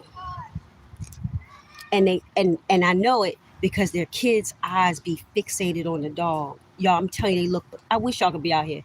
Their eyes, it's like something. It's like they go into a trance when they see BB. Like they be, and their parents like have to jerk their arm, or they'll tell the kids to say things like, "Puppy, oh, I like your dog. Your dog's so cute." The kids themselves sound like killers. I ain't lying. The kids themselves sound possessed. They be like, and BB don't like them none. Oh, listen, BB be looking at them like, Mom, if you don't get these kids out my face. Because she old, BB 13. She ain't got time to be playing with these gang stalking kids. Ain't that right, Mama? But I let her out, but I have to keep her by me because these kids act. Let me tell you, the other day they was all chasing her around the park. It was 7 kids. And that one little girl I just showed you was trying to pull her tail. They was all running after her, trying to pull her tail. And you know me, I got eyes behind my head. So I walk up on her like I just did her, and I said, ah, ah, ah.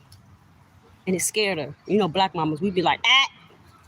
You hear that ah, you better stop, full stop. I said, ah. She stopped, looked around. I said, don't pull her tail. Don't do that. If you want to pet her, I'll let you pet her. But you're not going to pull her tail. It was like they the little rascals in here. They like possessed little rascals running around this park. And when they get in here and they see my dog, they lock in like they possessed. I watch it in real time. Y'all got to see it. That little girl did not want to walk away. She wanted to take that red shovel and bash BB upside her head through the cart. I can't make it up, y'all. This the gang stalker stuff I have to deal with every day. Every day. I'm so glad I was recording. I'm glad y'all got to see that. I'm so glad. No! I'm so glad. Because anybody else would be like, oh, Jill, you're sensitive. Oh, you're so sensitive. Oh, it's just neighbors. They're just neighbors. No, it's freaking crazy. These people's crazy, yo. And they look wholesome. Oh, let's see. We have another car pulling up. Let's see what colors they have on. Oh, this is a nice car. Oh, that's a Benz truck. Oh, it's an Audi. That's an Audi truck. Watch this. Let's see. Let's see what colors they got on. Mind you, if you notice, most of the cars down the street are black. See, that's the other thing they like to do. They like to color coordinate the cars to make me feel like I'm going insane. Let's see what color they got on.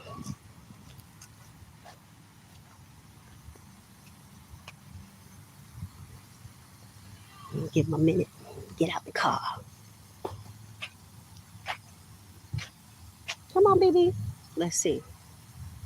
They probably gonna take their time too. He over there across the street. Give him a second, y'all.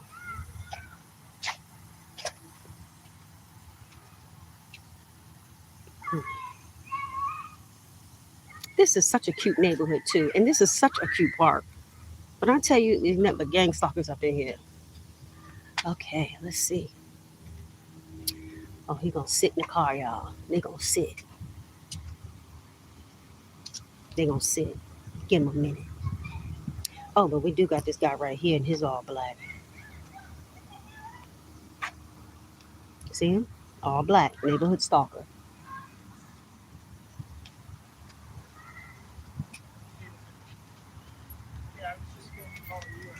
I'm being told that there's a power issue there. Neighborhood stalker. See? Black. See? I'm schizo though. Let me give Mr. Audi a second to get out the car. They must have texted and said, stay in the car. She's recording. Come on, sir. Any other time y'all hopping out the car?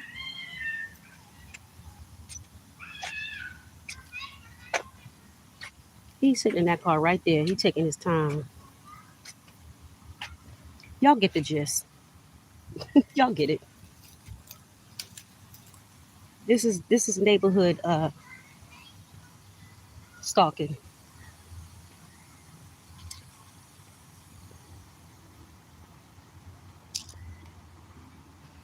This man in this Benz right here, he got on blue. He be out here every day. This Benz right here, every day. He park in the back, he park in the front. When I say every day, all day, I think they pay him to sit there all day long.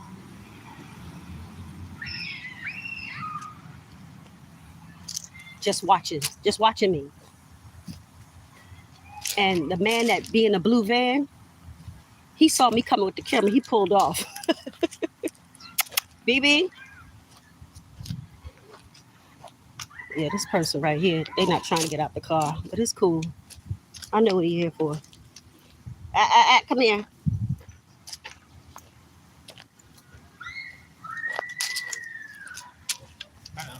Hello. Come on. Are you part of the neighborhood stalking too? What is that? The neighborhood stalking? Yeah. Yeah? Yeah. What are you talking to? I'm just live. Social media? Yeah, I'm just live. Yeah. Yeah. Well, at least you're honest.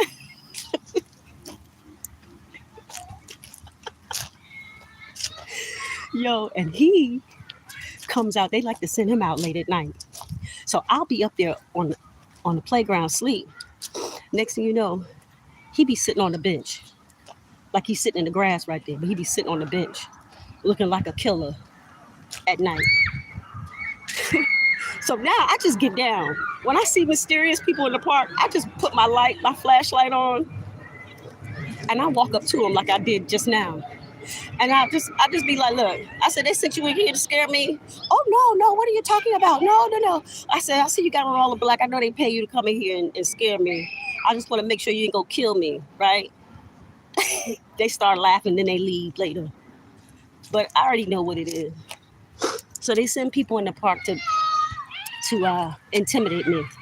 He's a regular. He come here all the time. That African dude. And y'all heard me ask him. I said, you part of the neighborhood watch? He's like, oh, yeah, smiling.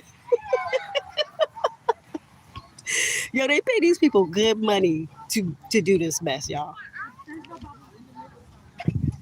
Good money.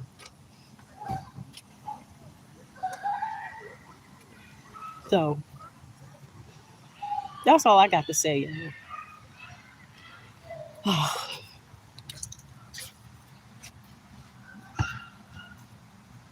BB, she just be walking around. I have to keep my eye on her because, like I said, the kids love to antagonize her. Watch them. All right. What color he got on? Black. Can't make this up, y'all. Ain't nobody gonna be wearing this much black, and it's hot in California. Let's be clear. I'm a go live from in Wendy's, and when y'all see all the gang stalkers that come in Wendy's, it's gonna make your head spin. So these people are giving gift cards, and what I think happens, I'll say allegedly, because I don't know it to be true, but from what I can tell with my spidey spiritual senses, they pay people to wear the colors, and different restaurants or stores, participating stores, agree that yes, I'll be a gang stalking store. And in exchange, they route people to those stores. So like if I'm in the store, they'll send people in that Wendy's to mob it out. So I'm sitting there like supposed to be shaking in my boots because the whole store in black, right? And then Wendy's gets the revenue from all the gang stalkers that are sent in with the gift cards. I peep it. I see it in real time. I see it. I ain't stupid. When I go to Walmart, y'all, you would think it was Christmas in July or August. I go to Walmart and I got a video. I'm going to repost it. When I tell you the whole Walmart, including the employees, all have on black. Now, you could say, oh, well, maybe the employees, they're supposed to wear a black t-shirt underneath the smock. Okay. Or are they in partnership? Whole store all in black. Look at them. What colors they got on? Black. And they do wear blue too.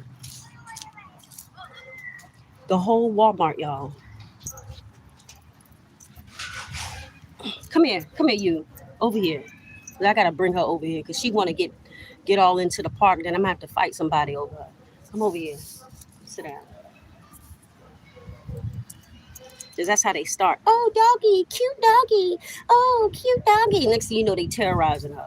And BB is too old for this. Ain't that right, BB? She ain't, she ain't even listening to me. But yeah, y'all, this is what this whole neighborhood stalking is, man.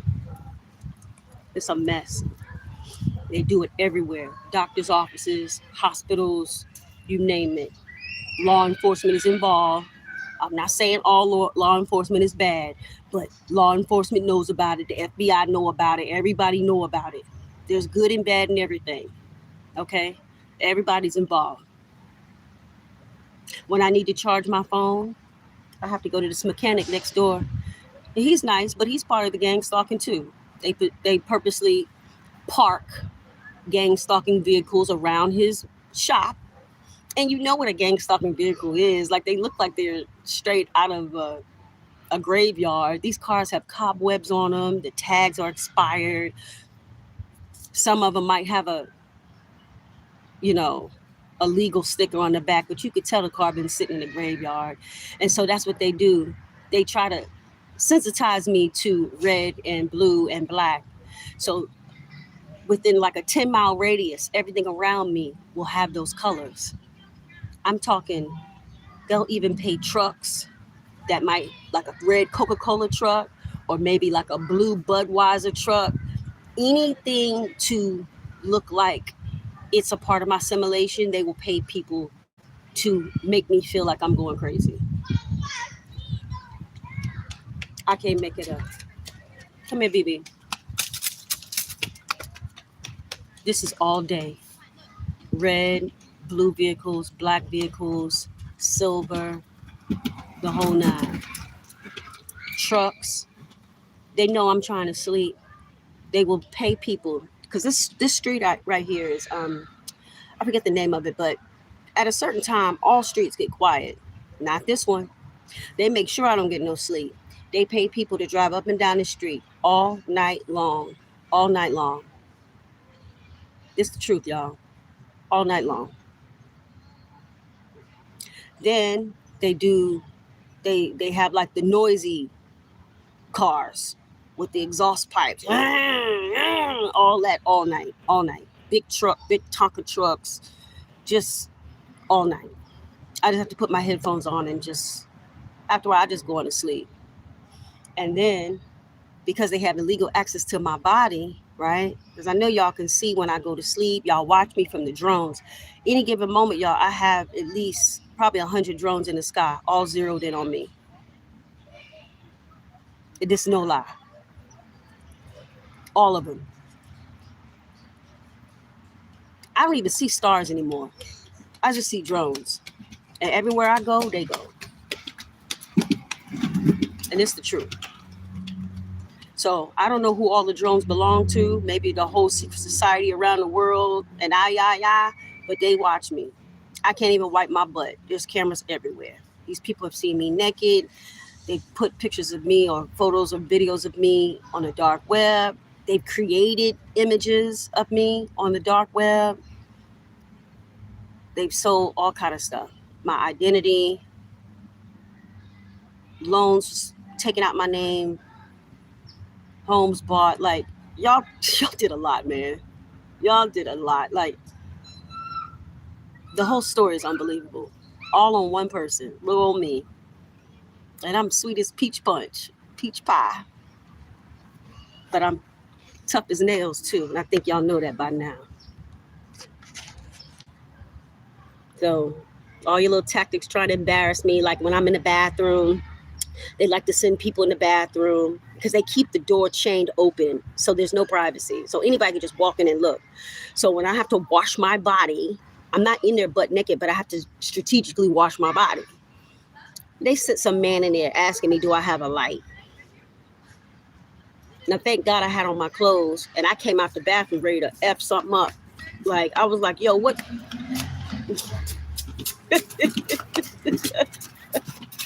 But also have to calm down because they do things to trigger you, to get you to act out of character so they can say, see, look at her. She's emotional.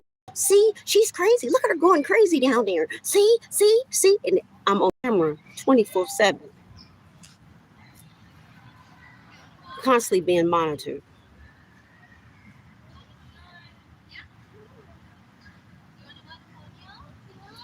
Inside my home when I had a home. Y'all was watching me shower and everything. And when I said something to Rasan, he tried to play stupid. It's all right. It's all right. God said, don't worry about it, sweetheart. Calm down. And because of that, it's the only reason why I'm calm. It's the only reason why God has given me the peace to be chill. Oh, that's the other thing they love to do. Honk their horns. Chirp. They like to chirp their little car alarms. So if I'm walking through a parking lot, you hear chirp, chirp, chirp, chirp, chirp. Or when people get out their car, it only take one chirp to lock your door. Not these gang stalking families. They hit their alarm thing 4, 5, 6 times. Chirp, chirp, chirp, chirp, chirp, chirp, chirp, chirp, chirp. It's all to destabilize my nervous system. So I never have peace. So they blow their horns to they chirp, chirp, chirp, chirp, chirp, chirp, chirp, all the time. So I'm constantly like, that's how they want me. But I'm not like that. Now I've learned how to block it. I ignore it. But I hear it. When I'm crossing the street, chirp, chirp, chirp, chirp. When I'm pushing a buggy. Then when they know I'm in the middle of something, like if I'm, because they've been screen mirroring my phone, my conversations. Oh, well, I was on the phone with Loren today because my son used to work for Amazon. This is how they try to mind F you. I'm sitting in Wendy's on the phone with Loren, listening to this crybaby stunt he doing on the phone, right? Mom, I'm just worried about you, Mom. I know they told him to do that. I know y'all told him to do that. I'm just worried about you, Mom. Oh, this is conspiracy. All right, we're going to see conspiracy in the New York Minute. But while I'm sitting on the phone with him, 2, 3 Amazon employees walking with the Amazon vest on while I'm on the phone with my son who used to work for Amazon. So they do things like that to like mind F you. And I peeped it. That's how I knew. I said, oh, yeah. So they're trying to trigger me because they know I miss my children, right? Or they'll send people in the park that kind of favor my daughter. Or they'll send biracial looking kids that might look like my granddaughter to hurt my feelings. I'll do you one better. I even bought a stroller because I thought I would have custody of my grandchild by now. And because I lost everything, I paid almost $500 for the stroller. I wasn't even able to use it, right? Had to throw it away. Lost everything in my storage. You know what these nasty people do? They send people in the park with the same type of stroller I bought for my granddaughter. This is the psychological abuse I have to deal with every day. And if it's not a biracial child, it'll still be a little kid or a little girl or they'll have the parents say, oh, are you a grandmother? I'm a grandmother too. They have like loud conversations because they know if I had my grandchild, I would be pushing her on the swing too. So they'll make the families have these loud conversations that make me feel jealous. Or they'll do things like over exaggerate, like, wee, and oh, and oh, like they're having all these good times and stuff. They overdo it. I'm going to chase you. I'm going to get you. They call that street theater. They do this extra street theater to make me be in my feelings. I don't care about these people and their kids. I want my granddaughter. That don't hurt my feelings. They look foolish. These parents be going, listen, when I tell you they be acting, it's like I'm the main character and they all background actors. And they be going in, pushing their kids all hard, wee, and all the sound effects. And I just be sitting there like, wow. The fact that you would even sign up to do this and then you really want to make another person feel jealous by using your child who's dressed in gang stalking colors as well. And this is all day, y'all. There's families leaving, and there's going to be more families coming in. You see how they leaving? The kids got on black. Look at the lady right here. Got red on, black, got a red bag.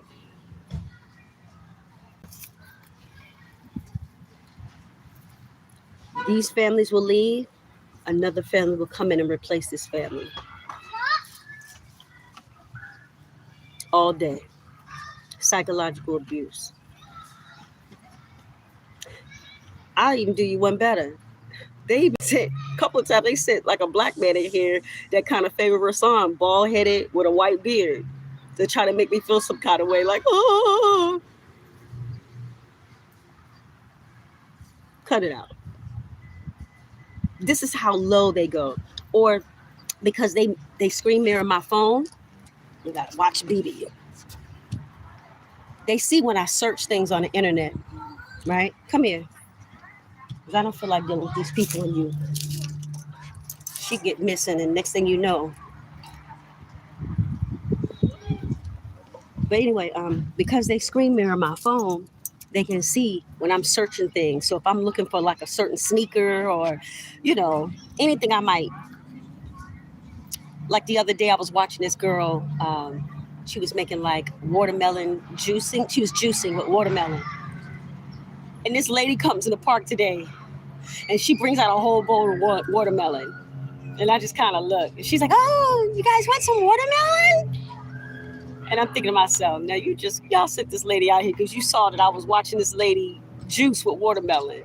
Or if I'm looking at a certain Nike or a certain sneaker, they'll send people in the park wearing the same stuff I'm looking for on my phone.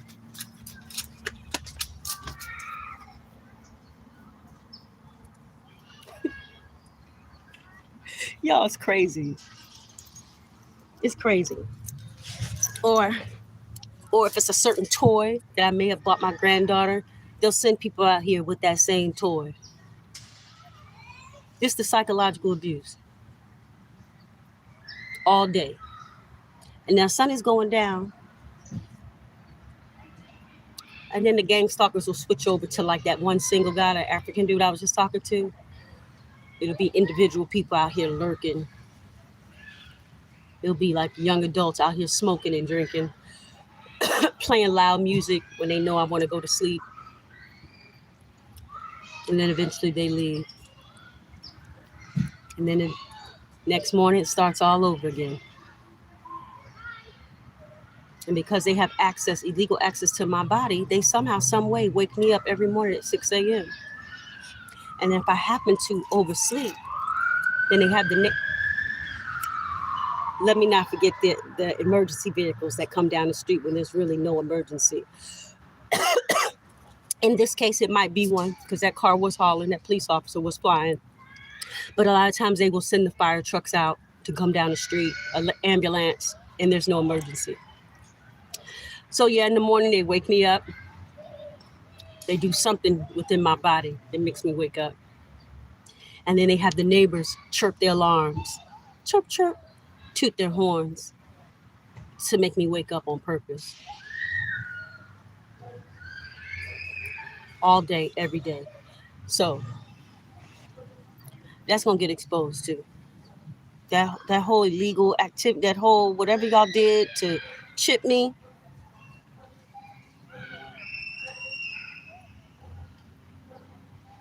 the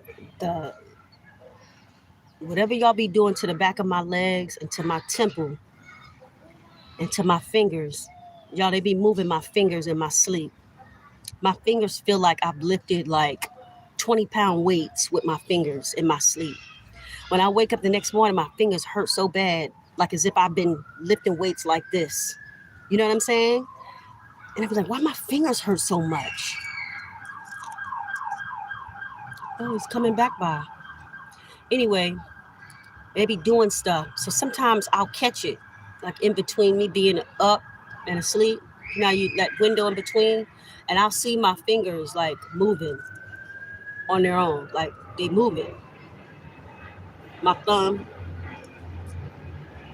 sometimes my foot, my fingers will tremble, like they doing stuff. Y'all doing stuff, yo. My vision is messed up from the energy weapons. You fried me in Gerard's house when we was living there. I thought we was living there until we could get our own place, but that was really a setup for the play. Y'all had me in some fake psych ward looking room. Cameras was on me. Y'all had an illegal judgment on me, right? Everybody was watching me in the room naked, dancing and singing and stuff. Yeah, all that. Hope y'all had a good time. I heard folks was watching me in prison too. Right. Anyway, y'all did a lot. And you paid the next door neighbor to get out that apartment so y'all could fry me with them energy weapons. And you did. Y'all fried me. My vision is jacked up. And if y'all want to know what an energy weapon feel like, just imagine yourself being in a microwave. It's exactly what it feels like. And they target the back of your head on top of doing spiritual attacks to me. So y'all was attacking me spiritually. I was waking up with headaches. I couldn't even start my day without taking headache medicine. But at the time, I didn't know I was being spiritually attacked. Now I know. So you was attacking me spiritually. Then you was attacking me with the energy weapons. The next door neighbor, they pretended like they lived there, right? But after a certain time, y'all had an operator in there hit me with the energy weapon.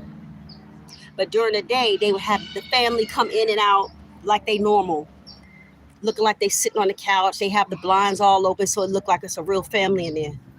But I'm steady telling Rasan, yo, they effing me up with the energy weapon. I can feel it. The whole room feels like it's vibrating. One particular night, I actually climbed in the tub. You know what they did? They took over the apartment below us. This family who supposedly is not in the country a certain amount of months out of the year took over the apartment downstairs, and they was hitting me with the energy weapons from below. So they found me in the tub underneath and was cooking me in the tub. Then I jump up and I go to the closet, and I could hear them fumbling downstairs to find me so they could hit me in the closet. It got so bad, I had to go out and sleep in Rasan's car. What did I do that for? It just made it more easier for them to cook me in Rasan's car.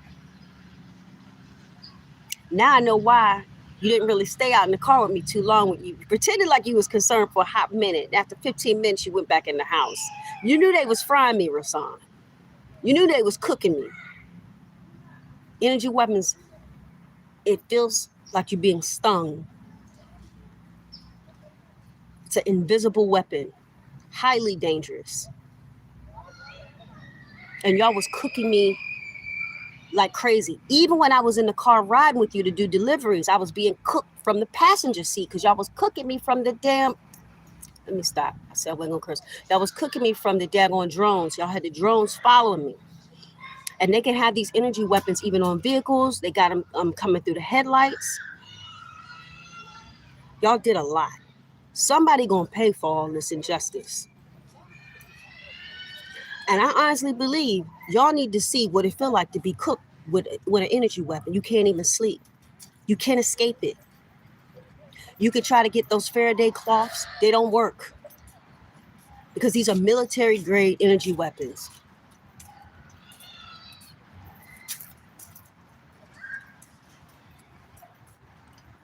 Gang stalker. She rocking her blue and red pants. Anyway, These are military grade energy weapons. They can go through the roof. Oh, excuse me, Dougie Fresh. Y'all even had somebody in the roof. You had somebody in the roof, and I could hear them crawling around. This all happened at Gerard's house. And I was being cooked in my own apartment, but at the time, like, it's levels to it. They don't put everything out on you at one time. It's levels to the corruption, to the abuse.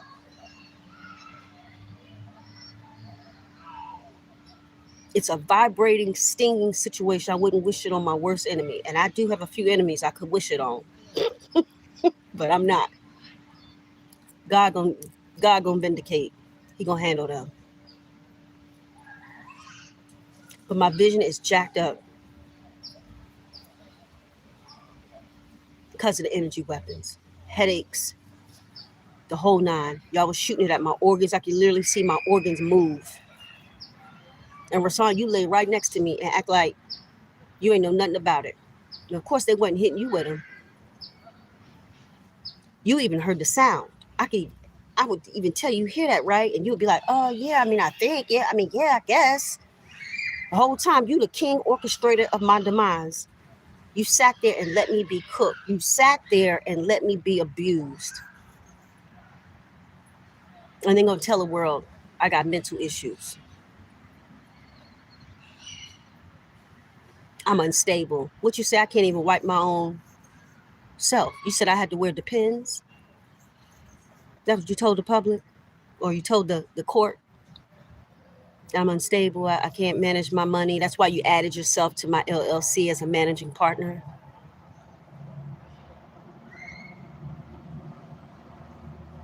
You did a lot. I mean, at this point, everybody might as well just come clean because it's gonna get gritty and grimy if you don't. It is. God gonna see to it because this is a whole prophecy that's playing out. It's above me. What they say is above me. I'm just the faithful sidekick. God working through me. This prophecy will be upheld. It's coming. It is. Y'all can play around if you want to. Everybody better get right. Everybody better get right. I pray you do. Honestly, I'm not even being facetious. What's your question?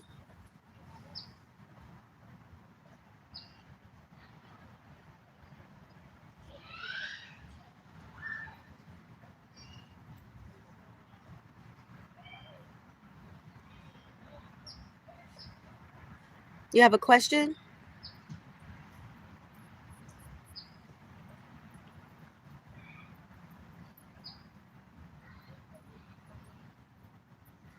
I don't know.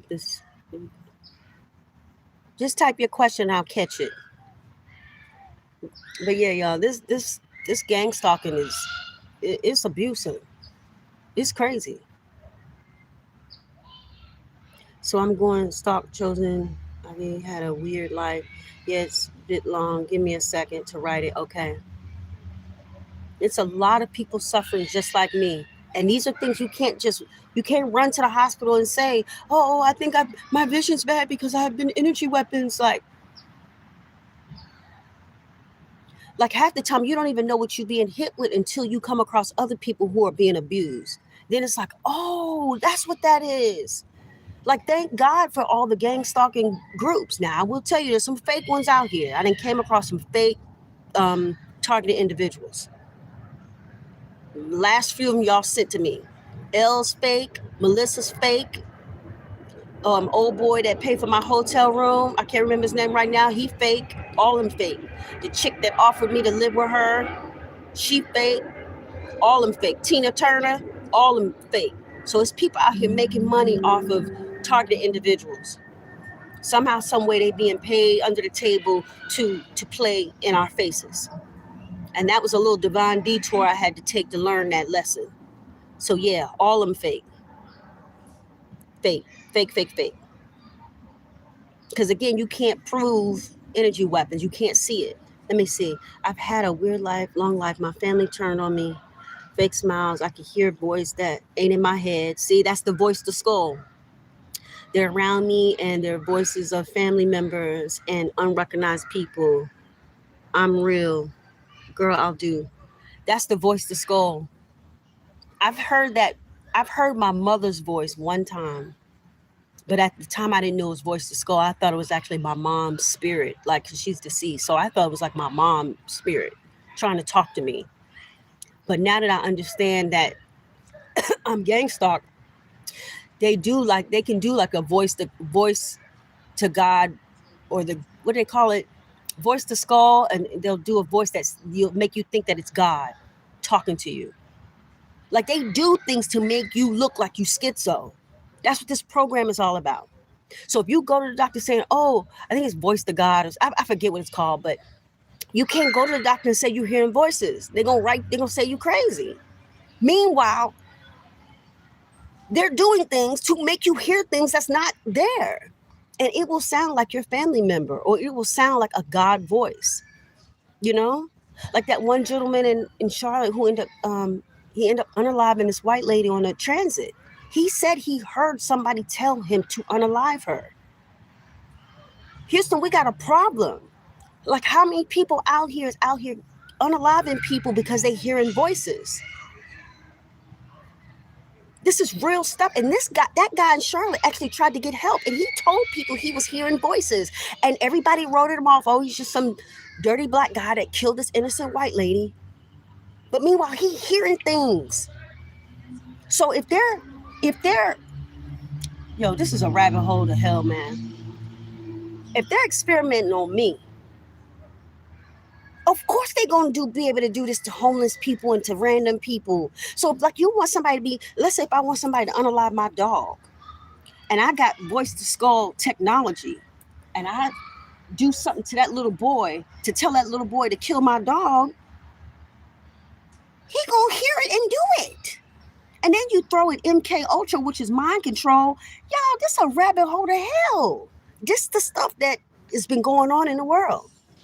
And then when it hits the trades, it's like, oh, such and such unalive this lady. Oh, we don't know what happened. Oh, he was another mental health person. Oh, must have been bipolar, schizophrenia. It's easy to discard it and erase it. It's easy to just, oh, he's having mental health problems. Oh, he was in the foster care system. Meanwhile, these jokers is using MK Ultra and using voice to skull and all this stuff to make people go crazy. And let me see. They tried to drive me insane, but I'm so mentally strong. It's crazy. See, that's what I believe they're trying to do, is get us to do crazy attacks or terrorists. Yes. Yep. I was in all that. Yes. This is the stuff. This is the silent stuff that's going on in the world, man. For real. Even the girl, I think she was Miss Jamaica. She was a targeted individual. Same thing. It was a church. It was a pastor. It was the whole thing. Whole thing. She was hearing voices. She even had a YouTube channel and everything. Whole thing. She felt like somebody was after her. The whole thing. She was gang stalked and everything. Next thing you know, she done unalived herself. It's people out here, they look like they got bright futures. They're successful. And then we wonder what happened to them. I'm telling you, it's a dark rabbit hole, man. It is. It is. Celebrities, whistleblowers, scientists, people that speak out and want to talk about what's going on. Next thing you know, and they leave and say, well, if anything happens to me, you know it wasn't me that did it. Because who want to wake up and kill themselves?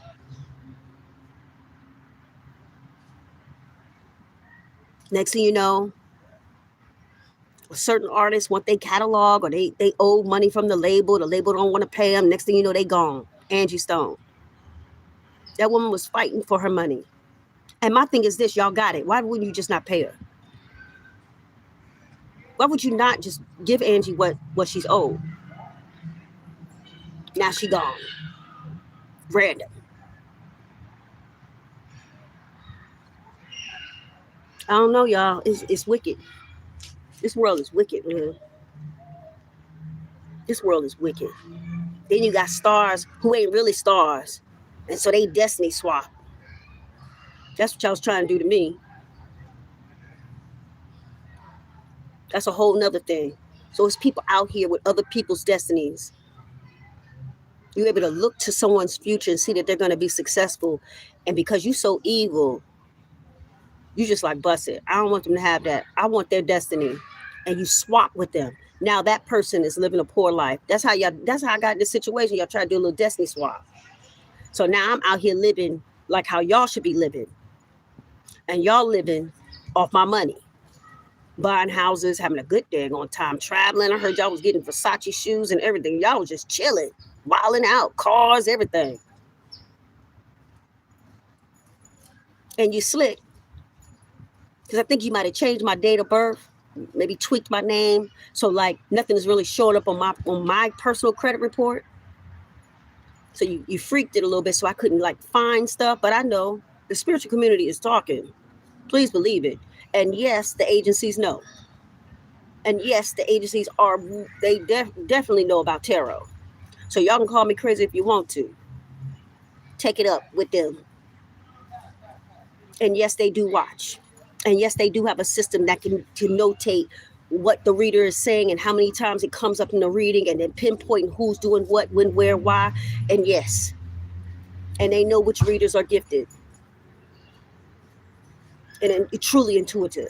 So no, this ain't no hocus pocus type. Oh, what is Joe talking about? She's in the tarot. Y'all can kiss my butt on that. Matter of fact, y'all started even gang stalking the tarot readers because you know they was telling the truth.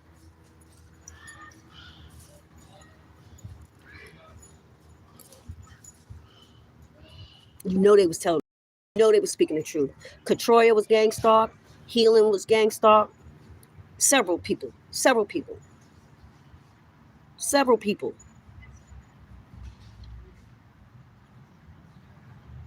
And that's what y'all do to spiritually gifted people and chosen ones, and you know, because y'all want us to shut up.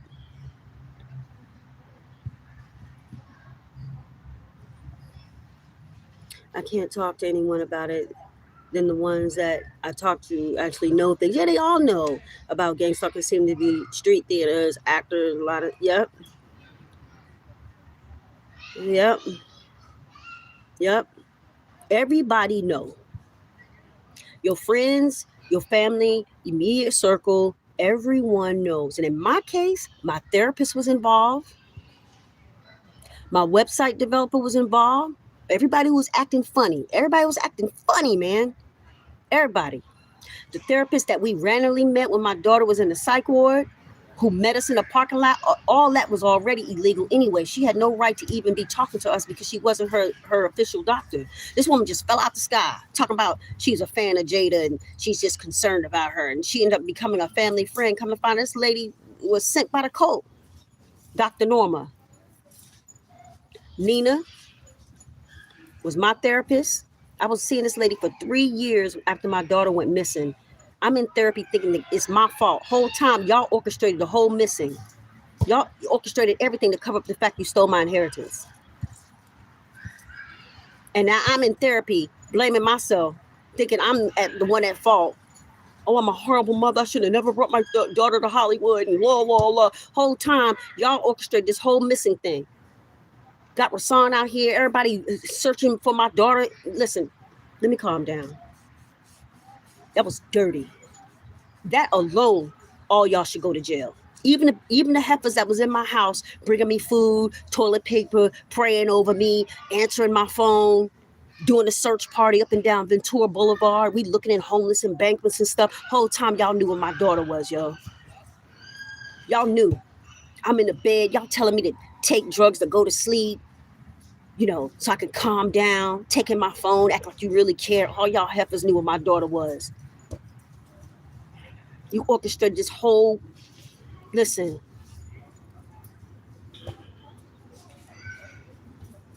I really thought my daughter was missing. I'm wondering why I'm not getting no support from my family. Oh, I know why now. Because all y'all was part of this to break my heart. Y'all tried to kill me from the inside out, yo. Oh, met me at my apartment. Santera, Kayla, all y'all showing up at the apartment. We looking at all these homeless embankments for Jada, showing her picture to people at 7-Eleven. Have you seen this girl? Have you seen this girl? All y'all mugs knew where my daughter was, yo. I'm telling y'all. Y'all even had somebody call your house one early morning, pretending like her body was found under a bridge. And I remember falling out, hollering, crying. And Rasan, you lay right next to me. You sat up there like you were so upset. Oh my God, what are they saying? And somebody was on the other end, masking their voice with some radio sound voice. You know how you could have one of those things that make you talk like a radio? Oh, yeah, we found your daughter's body. I was like, what? And Rasan, you lay right next to me, yo. And you pretended to be upset with me with that phone call. And you orchestrated everything, yo. You orchestrated everything. Everybody who met me at the apartment, sitting up in my house. Oh, can we get you something to eat, Joe? Then after my daughter was found, miraculously, y'all all timed it. Even the officers that showed up, the police, the fire, the medic, it was all straight there. And now that I run that video back, and that's why Rasan was recording, trying to look like, oh, happy, helpful stepdad. He recording. Jada talking about, oh, don't record me, Sonny. All y'all was acting. At the time, I didn't know it. But when I run that shit, when I run back them videos that I got on my phone, I said, oh, all y'all was acting. That's why Jada was still talking about the Masons. I couldn't understand why she was blurbing all this out. Masons. The police, the fire, the medic, everybody standing there putting her on the stretcher and stuff. She go to the psych ward for a good month. We come out. Joyce all of a sudden want to be my friend because her son supposedly has mental health issues too. So now we got something in common. Whole time she part of it too. Meet me at my house. Oh, let's go for a walk. Do you mind if we all go for a hike or I'll go for a walk? People coming around me acting like they want to help Jada become a real estate agent. Nicole. Oh, well, I can help her. Whole time y'all playing in my face. None of y'all like me or my daughter. Y'all played in my face, yo. Joyce coming down the hill with her dog. We walking our dogs. I'm thinking, oh, maybe we'll really be friends this time.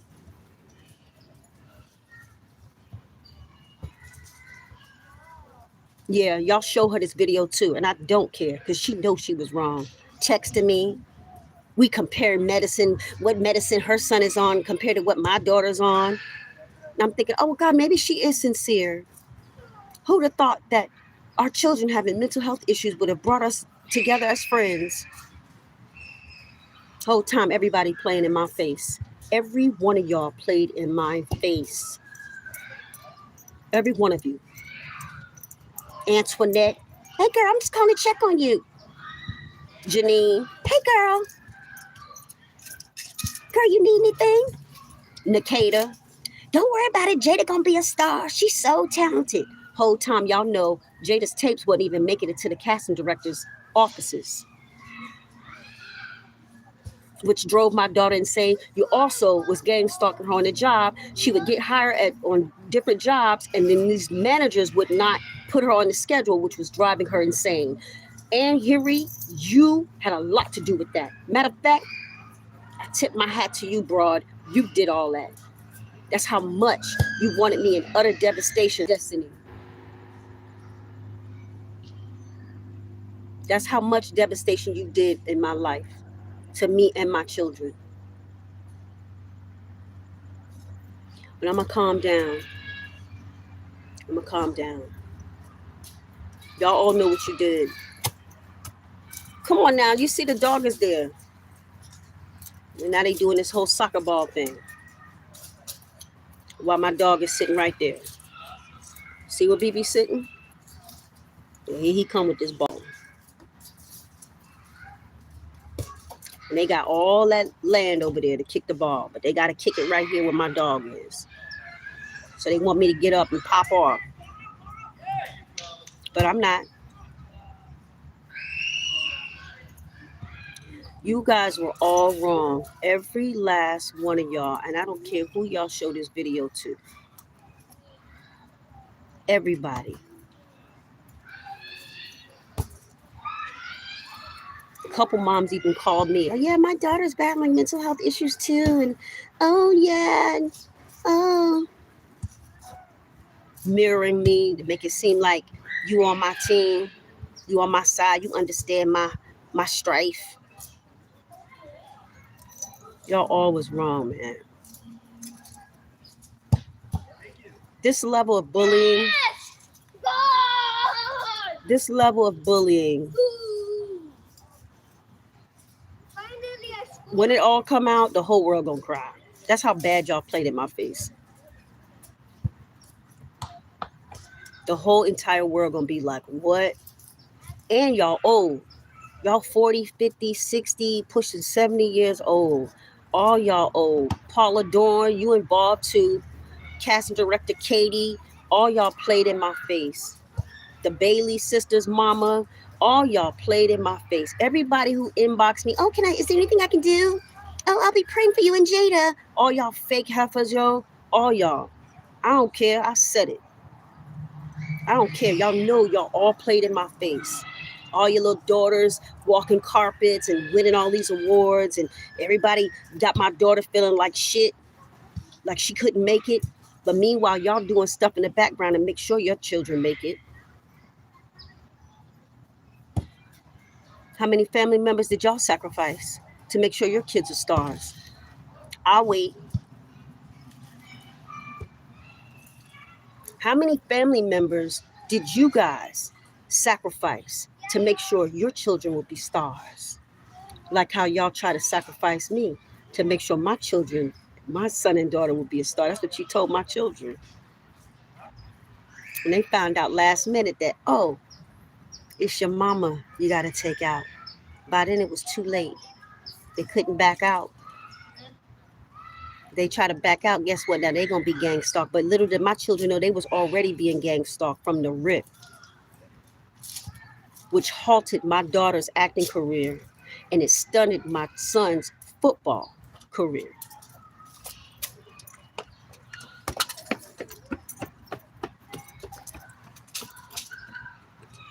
Y'all did a lot. I'm going to leave it right there. You did a lot.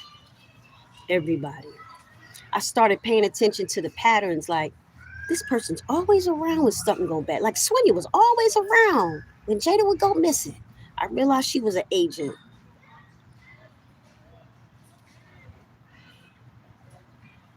That's why my sister wasn't happy to see me when I came to Jersey. That was to inflict trauma on me, to hurt my feelings. Got it. So that meant her husband, John Eric, set that up. Because John Eric flew me back to Jersey. He's like, well, I don't know what to get your sister for her birthday. You know, maybe if I fly you back out and surprise her, you know, she'll be happy if you come back out and, you know, we just won't tell her. We did a whole thing. This joker came, picked me up from the airport. I flew back out. I was just in Jersey. I flew back out for my sister's birthday. He lets me out down the street from their house. And he lied to my sister and said he had to go somewhere, pick up something for a barbecue, whatever. He go back in the house, but I walk down the street and I go ring the doorbell, right? It took my sister almost 10 minutes to even open the door. I'm standing out there in the rain. I'm cool. She finally opens the door and here she go. And I got the video. Joe, what you doing here? And I'm standing there like, now my brother-in-law just flew me back to Jersey because he swear up and down my sister gonna be happy to see me. My sister opens the door and she like, Joe, what you doing here?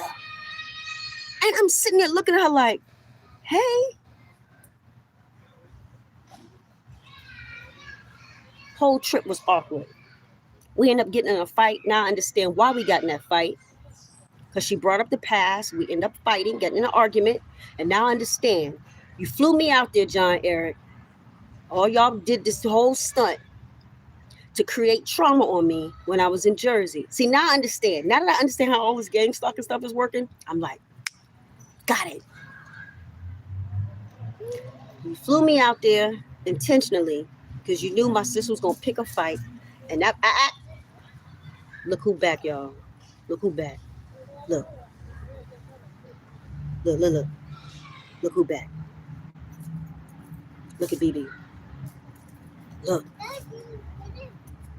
This girl won't leave my dog alone, child. Look at her.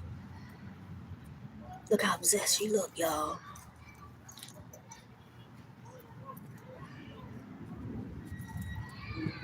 Look. Look who back. This the same girl that was pulling on her tail.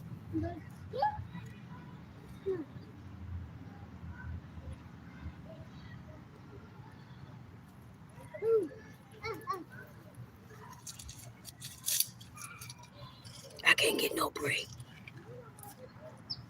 I can't get a break. I'll be able to get a break with everybody arrested.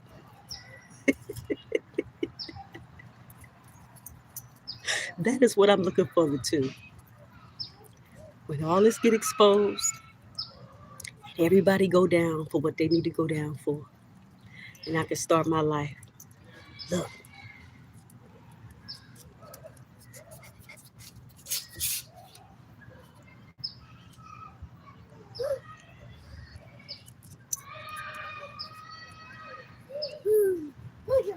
This job won't leave me alone, y'all.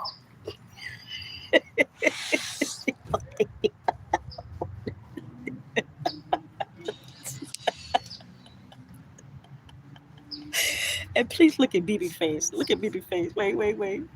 BB.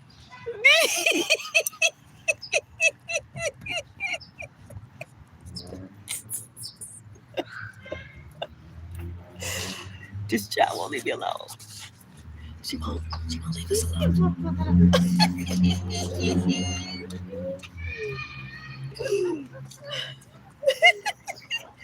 Her mama just got her. This little girl come to park every day. And she be after BB. You understand me? I'm so glad I was recording you. She was calm with her just now. But most days, she be on her. I can't get a break. But I'll be so glad when this is over. I ain't gonna lie. God, I ain't rushing you. Lord, I'm not. I'm hanging in there.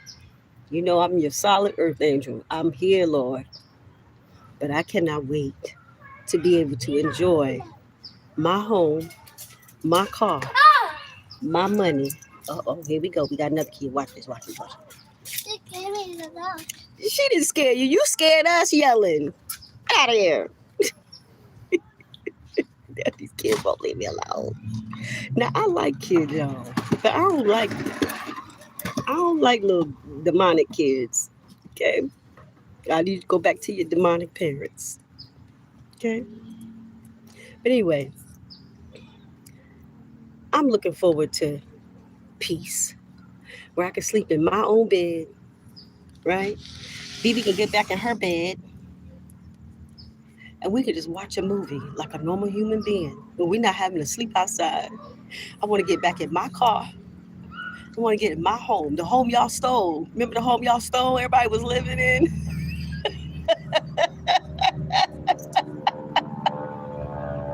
Oh, it's the helicopter. Where he go? Where he go? It's because I want to show y'all. Now he don't want to pop out. Any other time, this plane, the helicopter, he up there, but I'm not getting up. Y'all can hear him.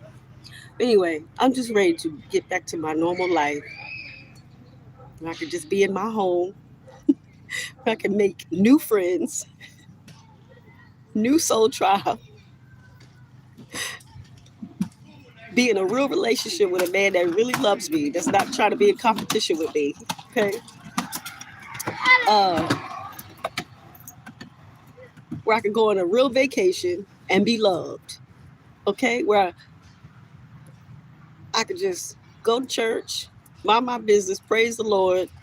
That's all I want to do, and work on my nonprofits and save whatever people I need to save out here. Whatever God tell me to do with my inheritance money, I'ma do.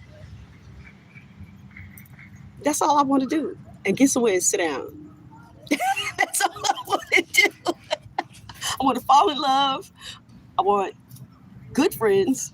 Okay, friends that are like me, bubbly, happy, confident, outgoing. Okay, tough. I don't need no silent haters. Right? I don't need no backwards compliment type females.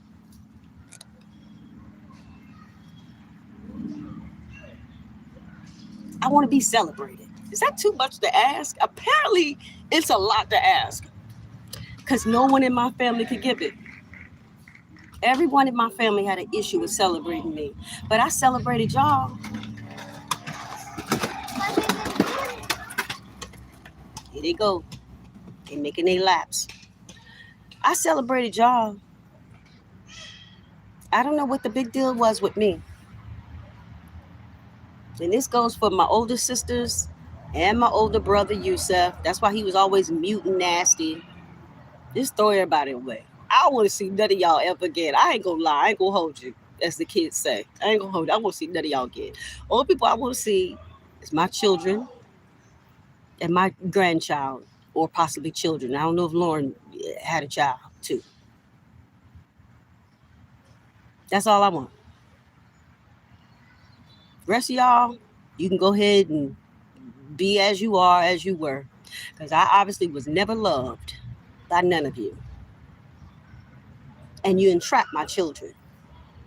I'm not saying they're totally innocent, but y'all entrapped my children. You did spell work on my children. And I also know there was a life insurance policy taken out on my daughter. And I do know y'all was poisoning her as well. And I do know y'all had her as a sex slave. I do know that. I do know y'all was trafficking my child, my daughter. I do know that. Gang raped and all.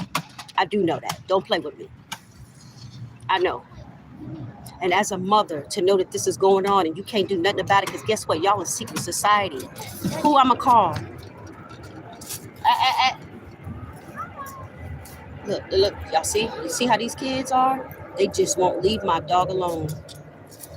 They won't leave her alone, y'all. They won't leave. They possess, yo. And y'all heard me. I have to say, I have to stop them because I can tell when they lock in on her. This is not like some regular old kids love puppy type thing. This is like on some upset, like they brainwash their kids to mess with my dog in this part. And then I gotta be the mean black mama to shut it down. Y'all hear the chirps? Chirp. Listen. Hear that? That's for me. That's the chirps. You hear it? This is the abuse all day. Right, mama? Look at Bibi. She just want to be left the hell alone. Even her nervous system ain't right. She don't really sleep until like the next day. Like she's always up. I give it to her. These ears, if you're gonna be homeless with a dog, I got the best dog in the world to be homeless with. She is older, and in the beginning it was taxing because it was hot. But when we sleep, this joker be up.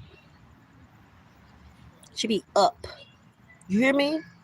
Ears open. Y'all hear the chirp? That's what I'm talking about. That's the psychological abuse they do. That's what they do. I can't make it up. It's all the truth. Y'all hearing it loud, but loud and clear. But this dog right here, she don't play no games. She hear everything. I hear everything too. You hear this?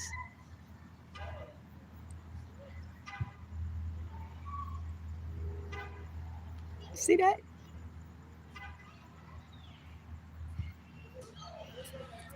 on purpose. So, but yeah, y'all, that's what I'm looking forward to. Peace. Peace. Y'all hear this, right?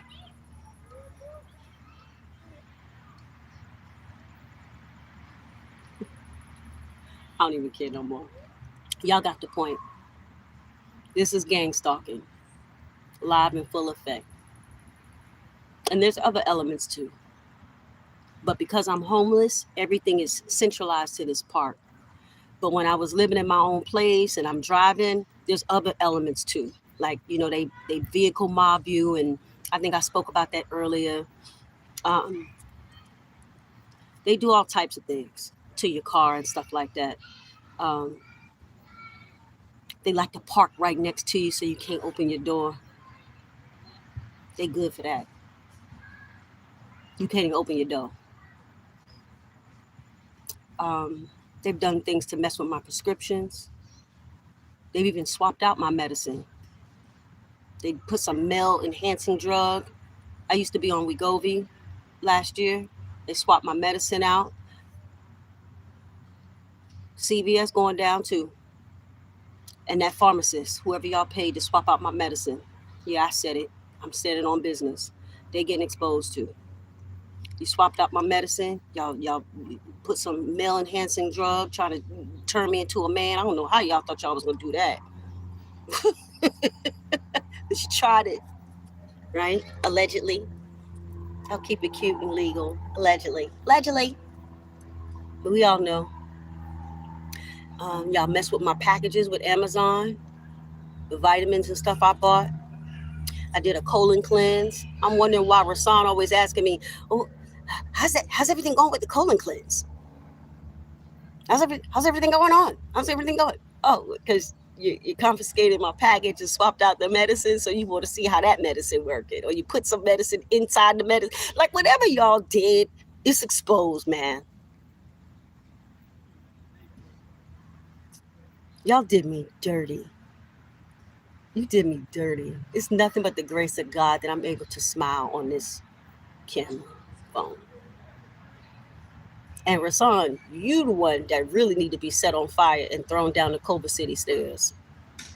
You do. Because you slept with me, my guy. Like I knew something weird was going on because date nights, we weren't doing date nights no more. We already wasn't really intimate like that. It's just whatever. Look. Here she go. She back. Waving. Little demon. Like, why you waving in my phone? Because she knows she a little demon. Anyway, Rasan, yo, you was living with me and orchestrating all of this.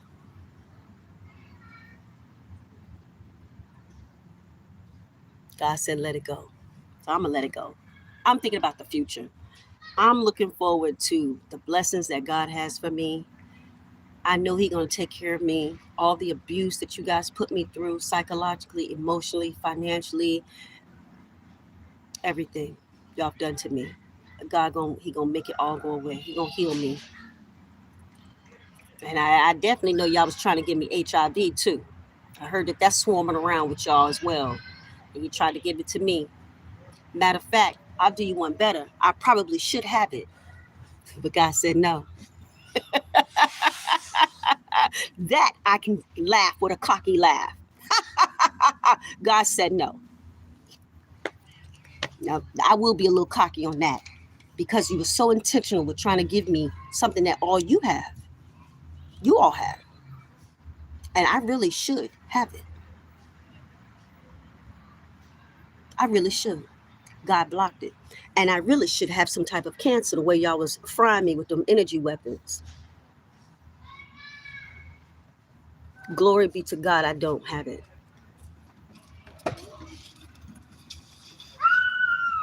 I really should be filled with cancer. The way y'all fried me with those energy weapons.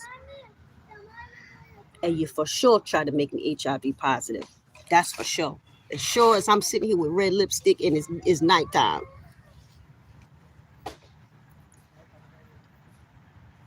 You did me dirty. Disgustingly dirty. And we're not even talking about all the sex magic.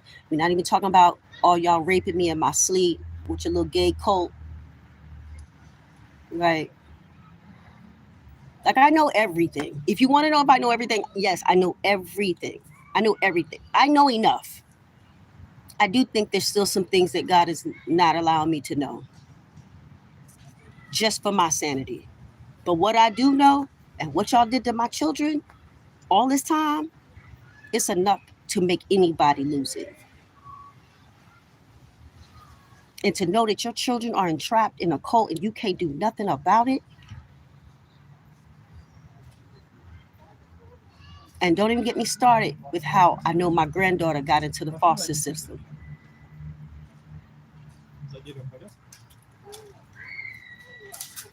And that's going to get exposed too. So, long and short of it all, y'all should have just left my black butt alone. Y'all should have left me alone.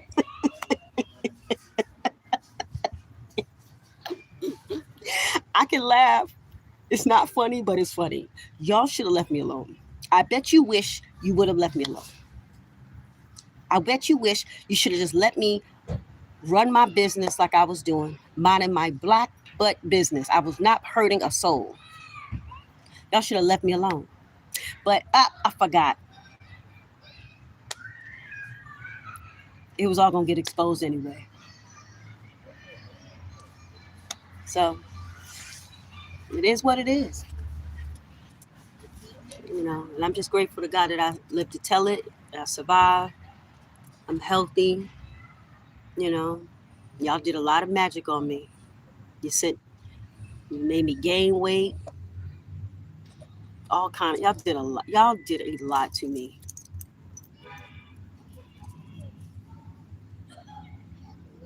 That I survived.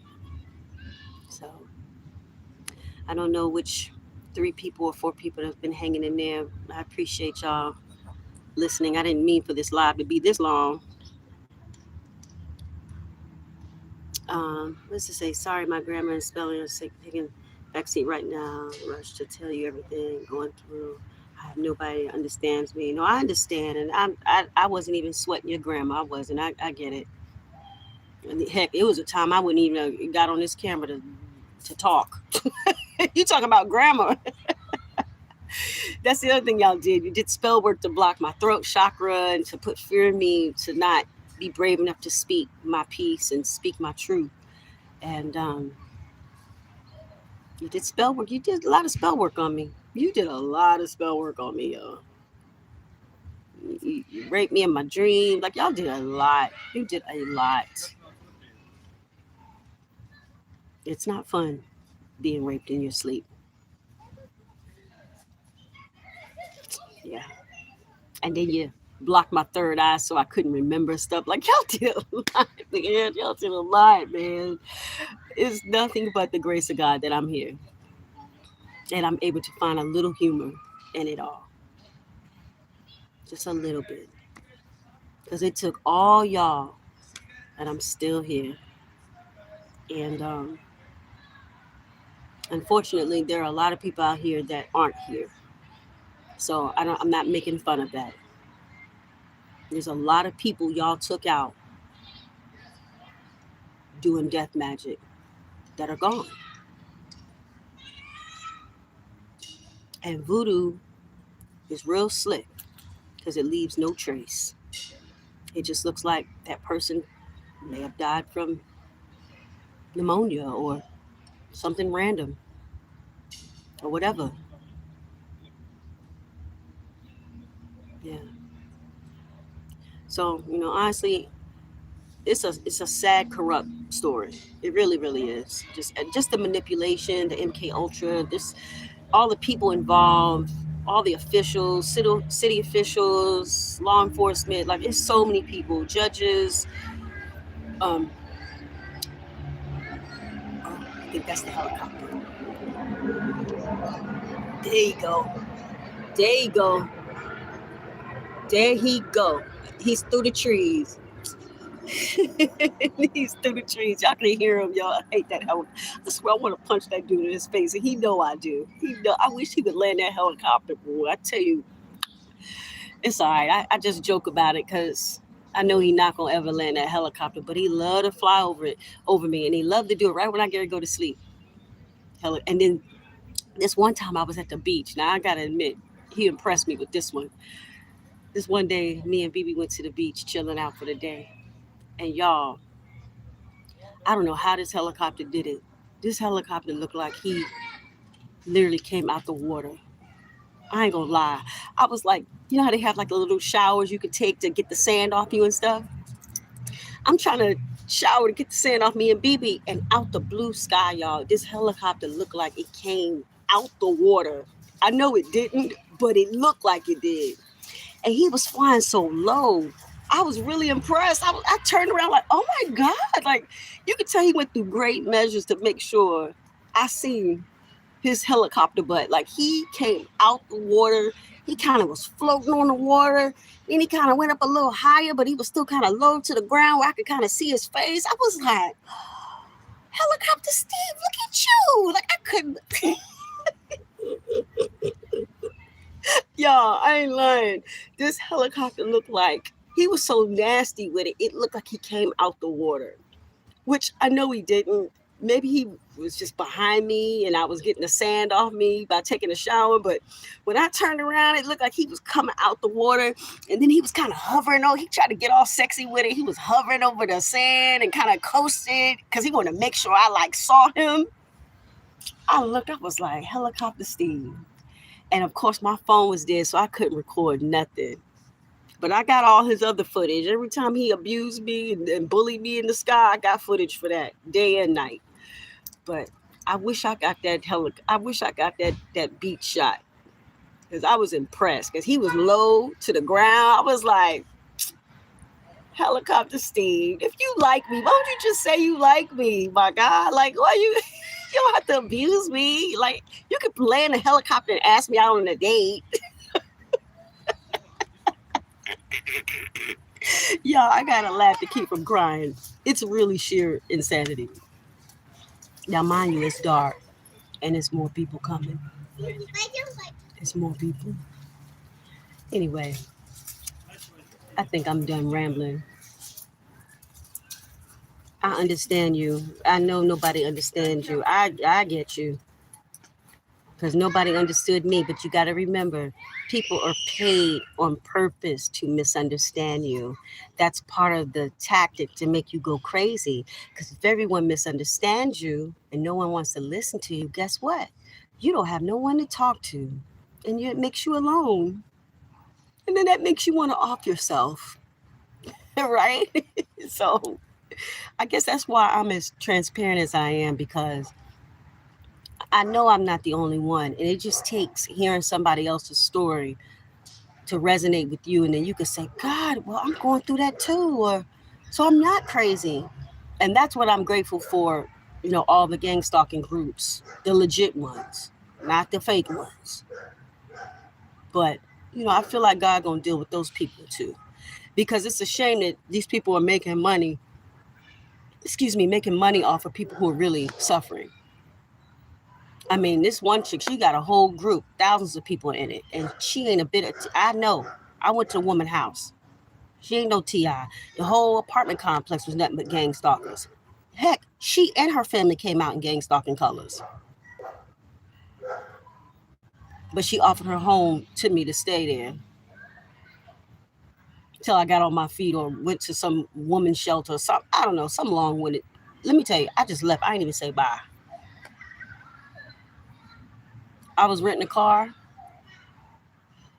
and I literally, once I peeped the apartment and I saw how nasty it was, and then they had on them gang stalking colors, and I'm walking around the apartment complex. I said, "Oh, this is set up for the kill. Let me get up out of here." I put my dog. I didn't even say bye. That woman was calling me. Is everything okay? Are you coming back? Oh, I left the door unlocked. Child, boo. I was halfway to LA. Back to LA.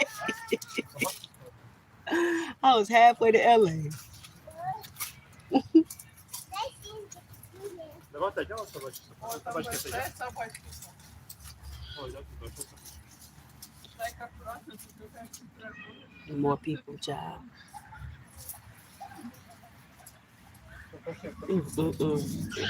Good night, y'all. Everybody just go home. I just say to myself, dang, y'all ain't never gonna go home. But I guess it is a summer night, so people can be out. It is a public park. It is what it is. But anyway, y'all, you gotta watch them fake gang stalkers and the fake groups. And that's the thing. You won't know these people are fake until you spend time with them. You know. And people can say all day, "Oh yeah, I'm hit with energy weapons," but you can't see or feel it. So you don't know if that person's telling the truth. Like they know how to mirror you. The fake people do. And I just was like, "Oh Lord, y'all!" I got back in that car. And matter of fact, the girl I was talking to on the way back, she was fake too. Like everybody was fake, but I think God allowed me to go through that so I can just have better discernment when dealing with fake individuals. So, all right, well, I'm gonna go. Thank you for tapping in. Oh my God, I've been on for 3 hours almost. Wow. And I'll be praying for your situation. I understand what you're going through. Sneeze 414. I get it. Or 14, what does it say? 1414. I understand. You know, just put your faith in God and stay focused best you can. You'll be all right. I predict this gang stalking program will be coming down soon. Enough is enough. I think God is fed up. All right. Y'all have a good night. Bye.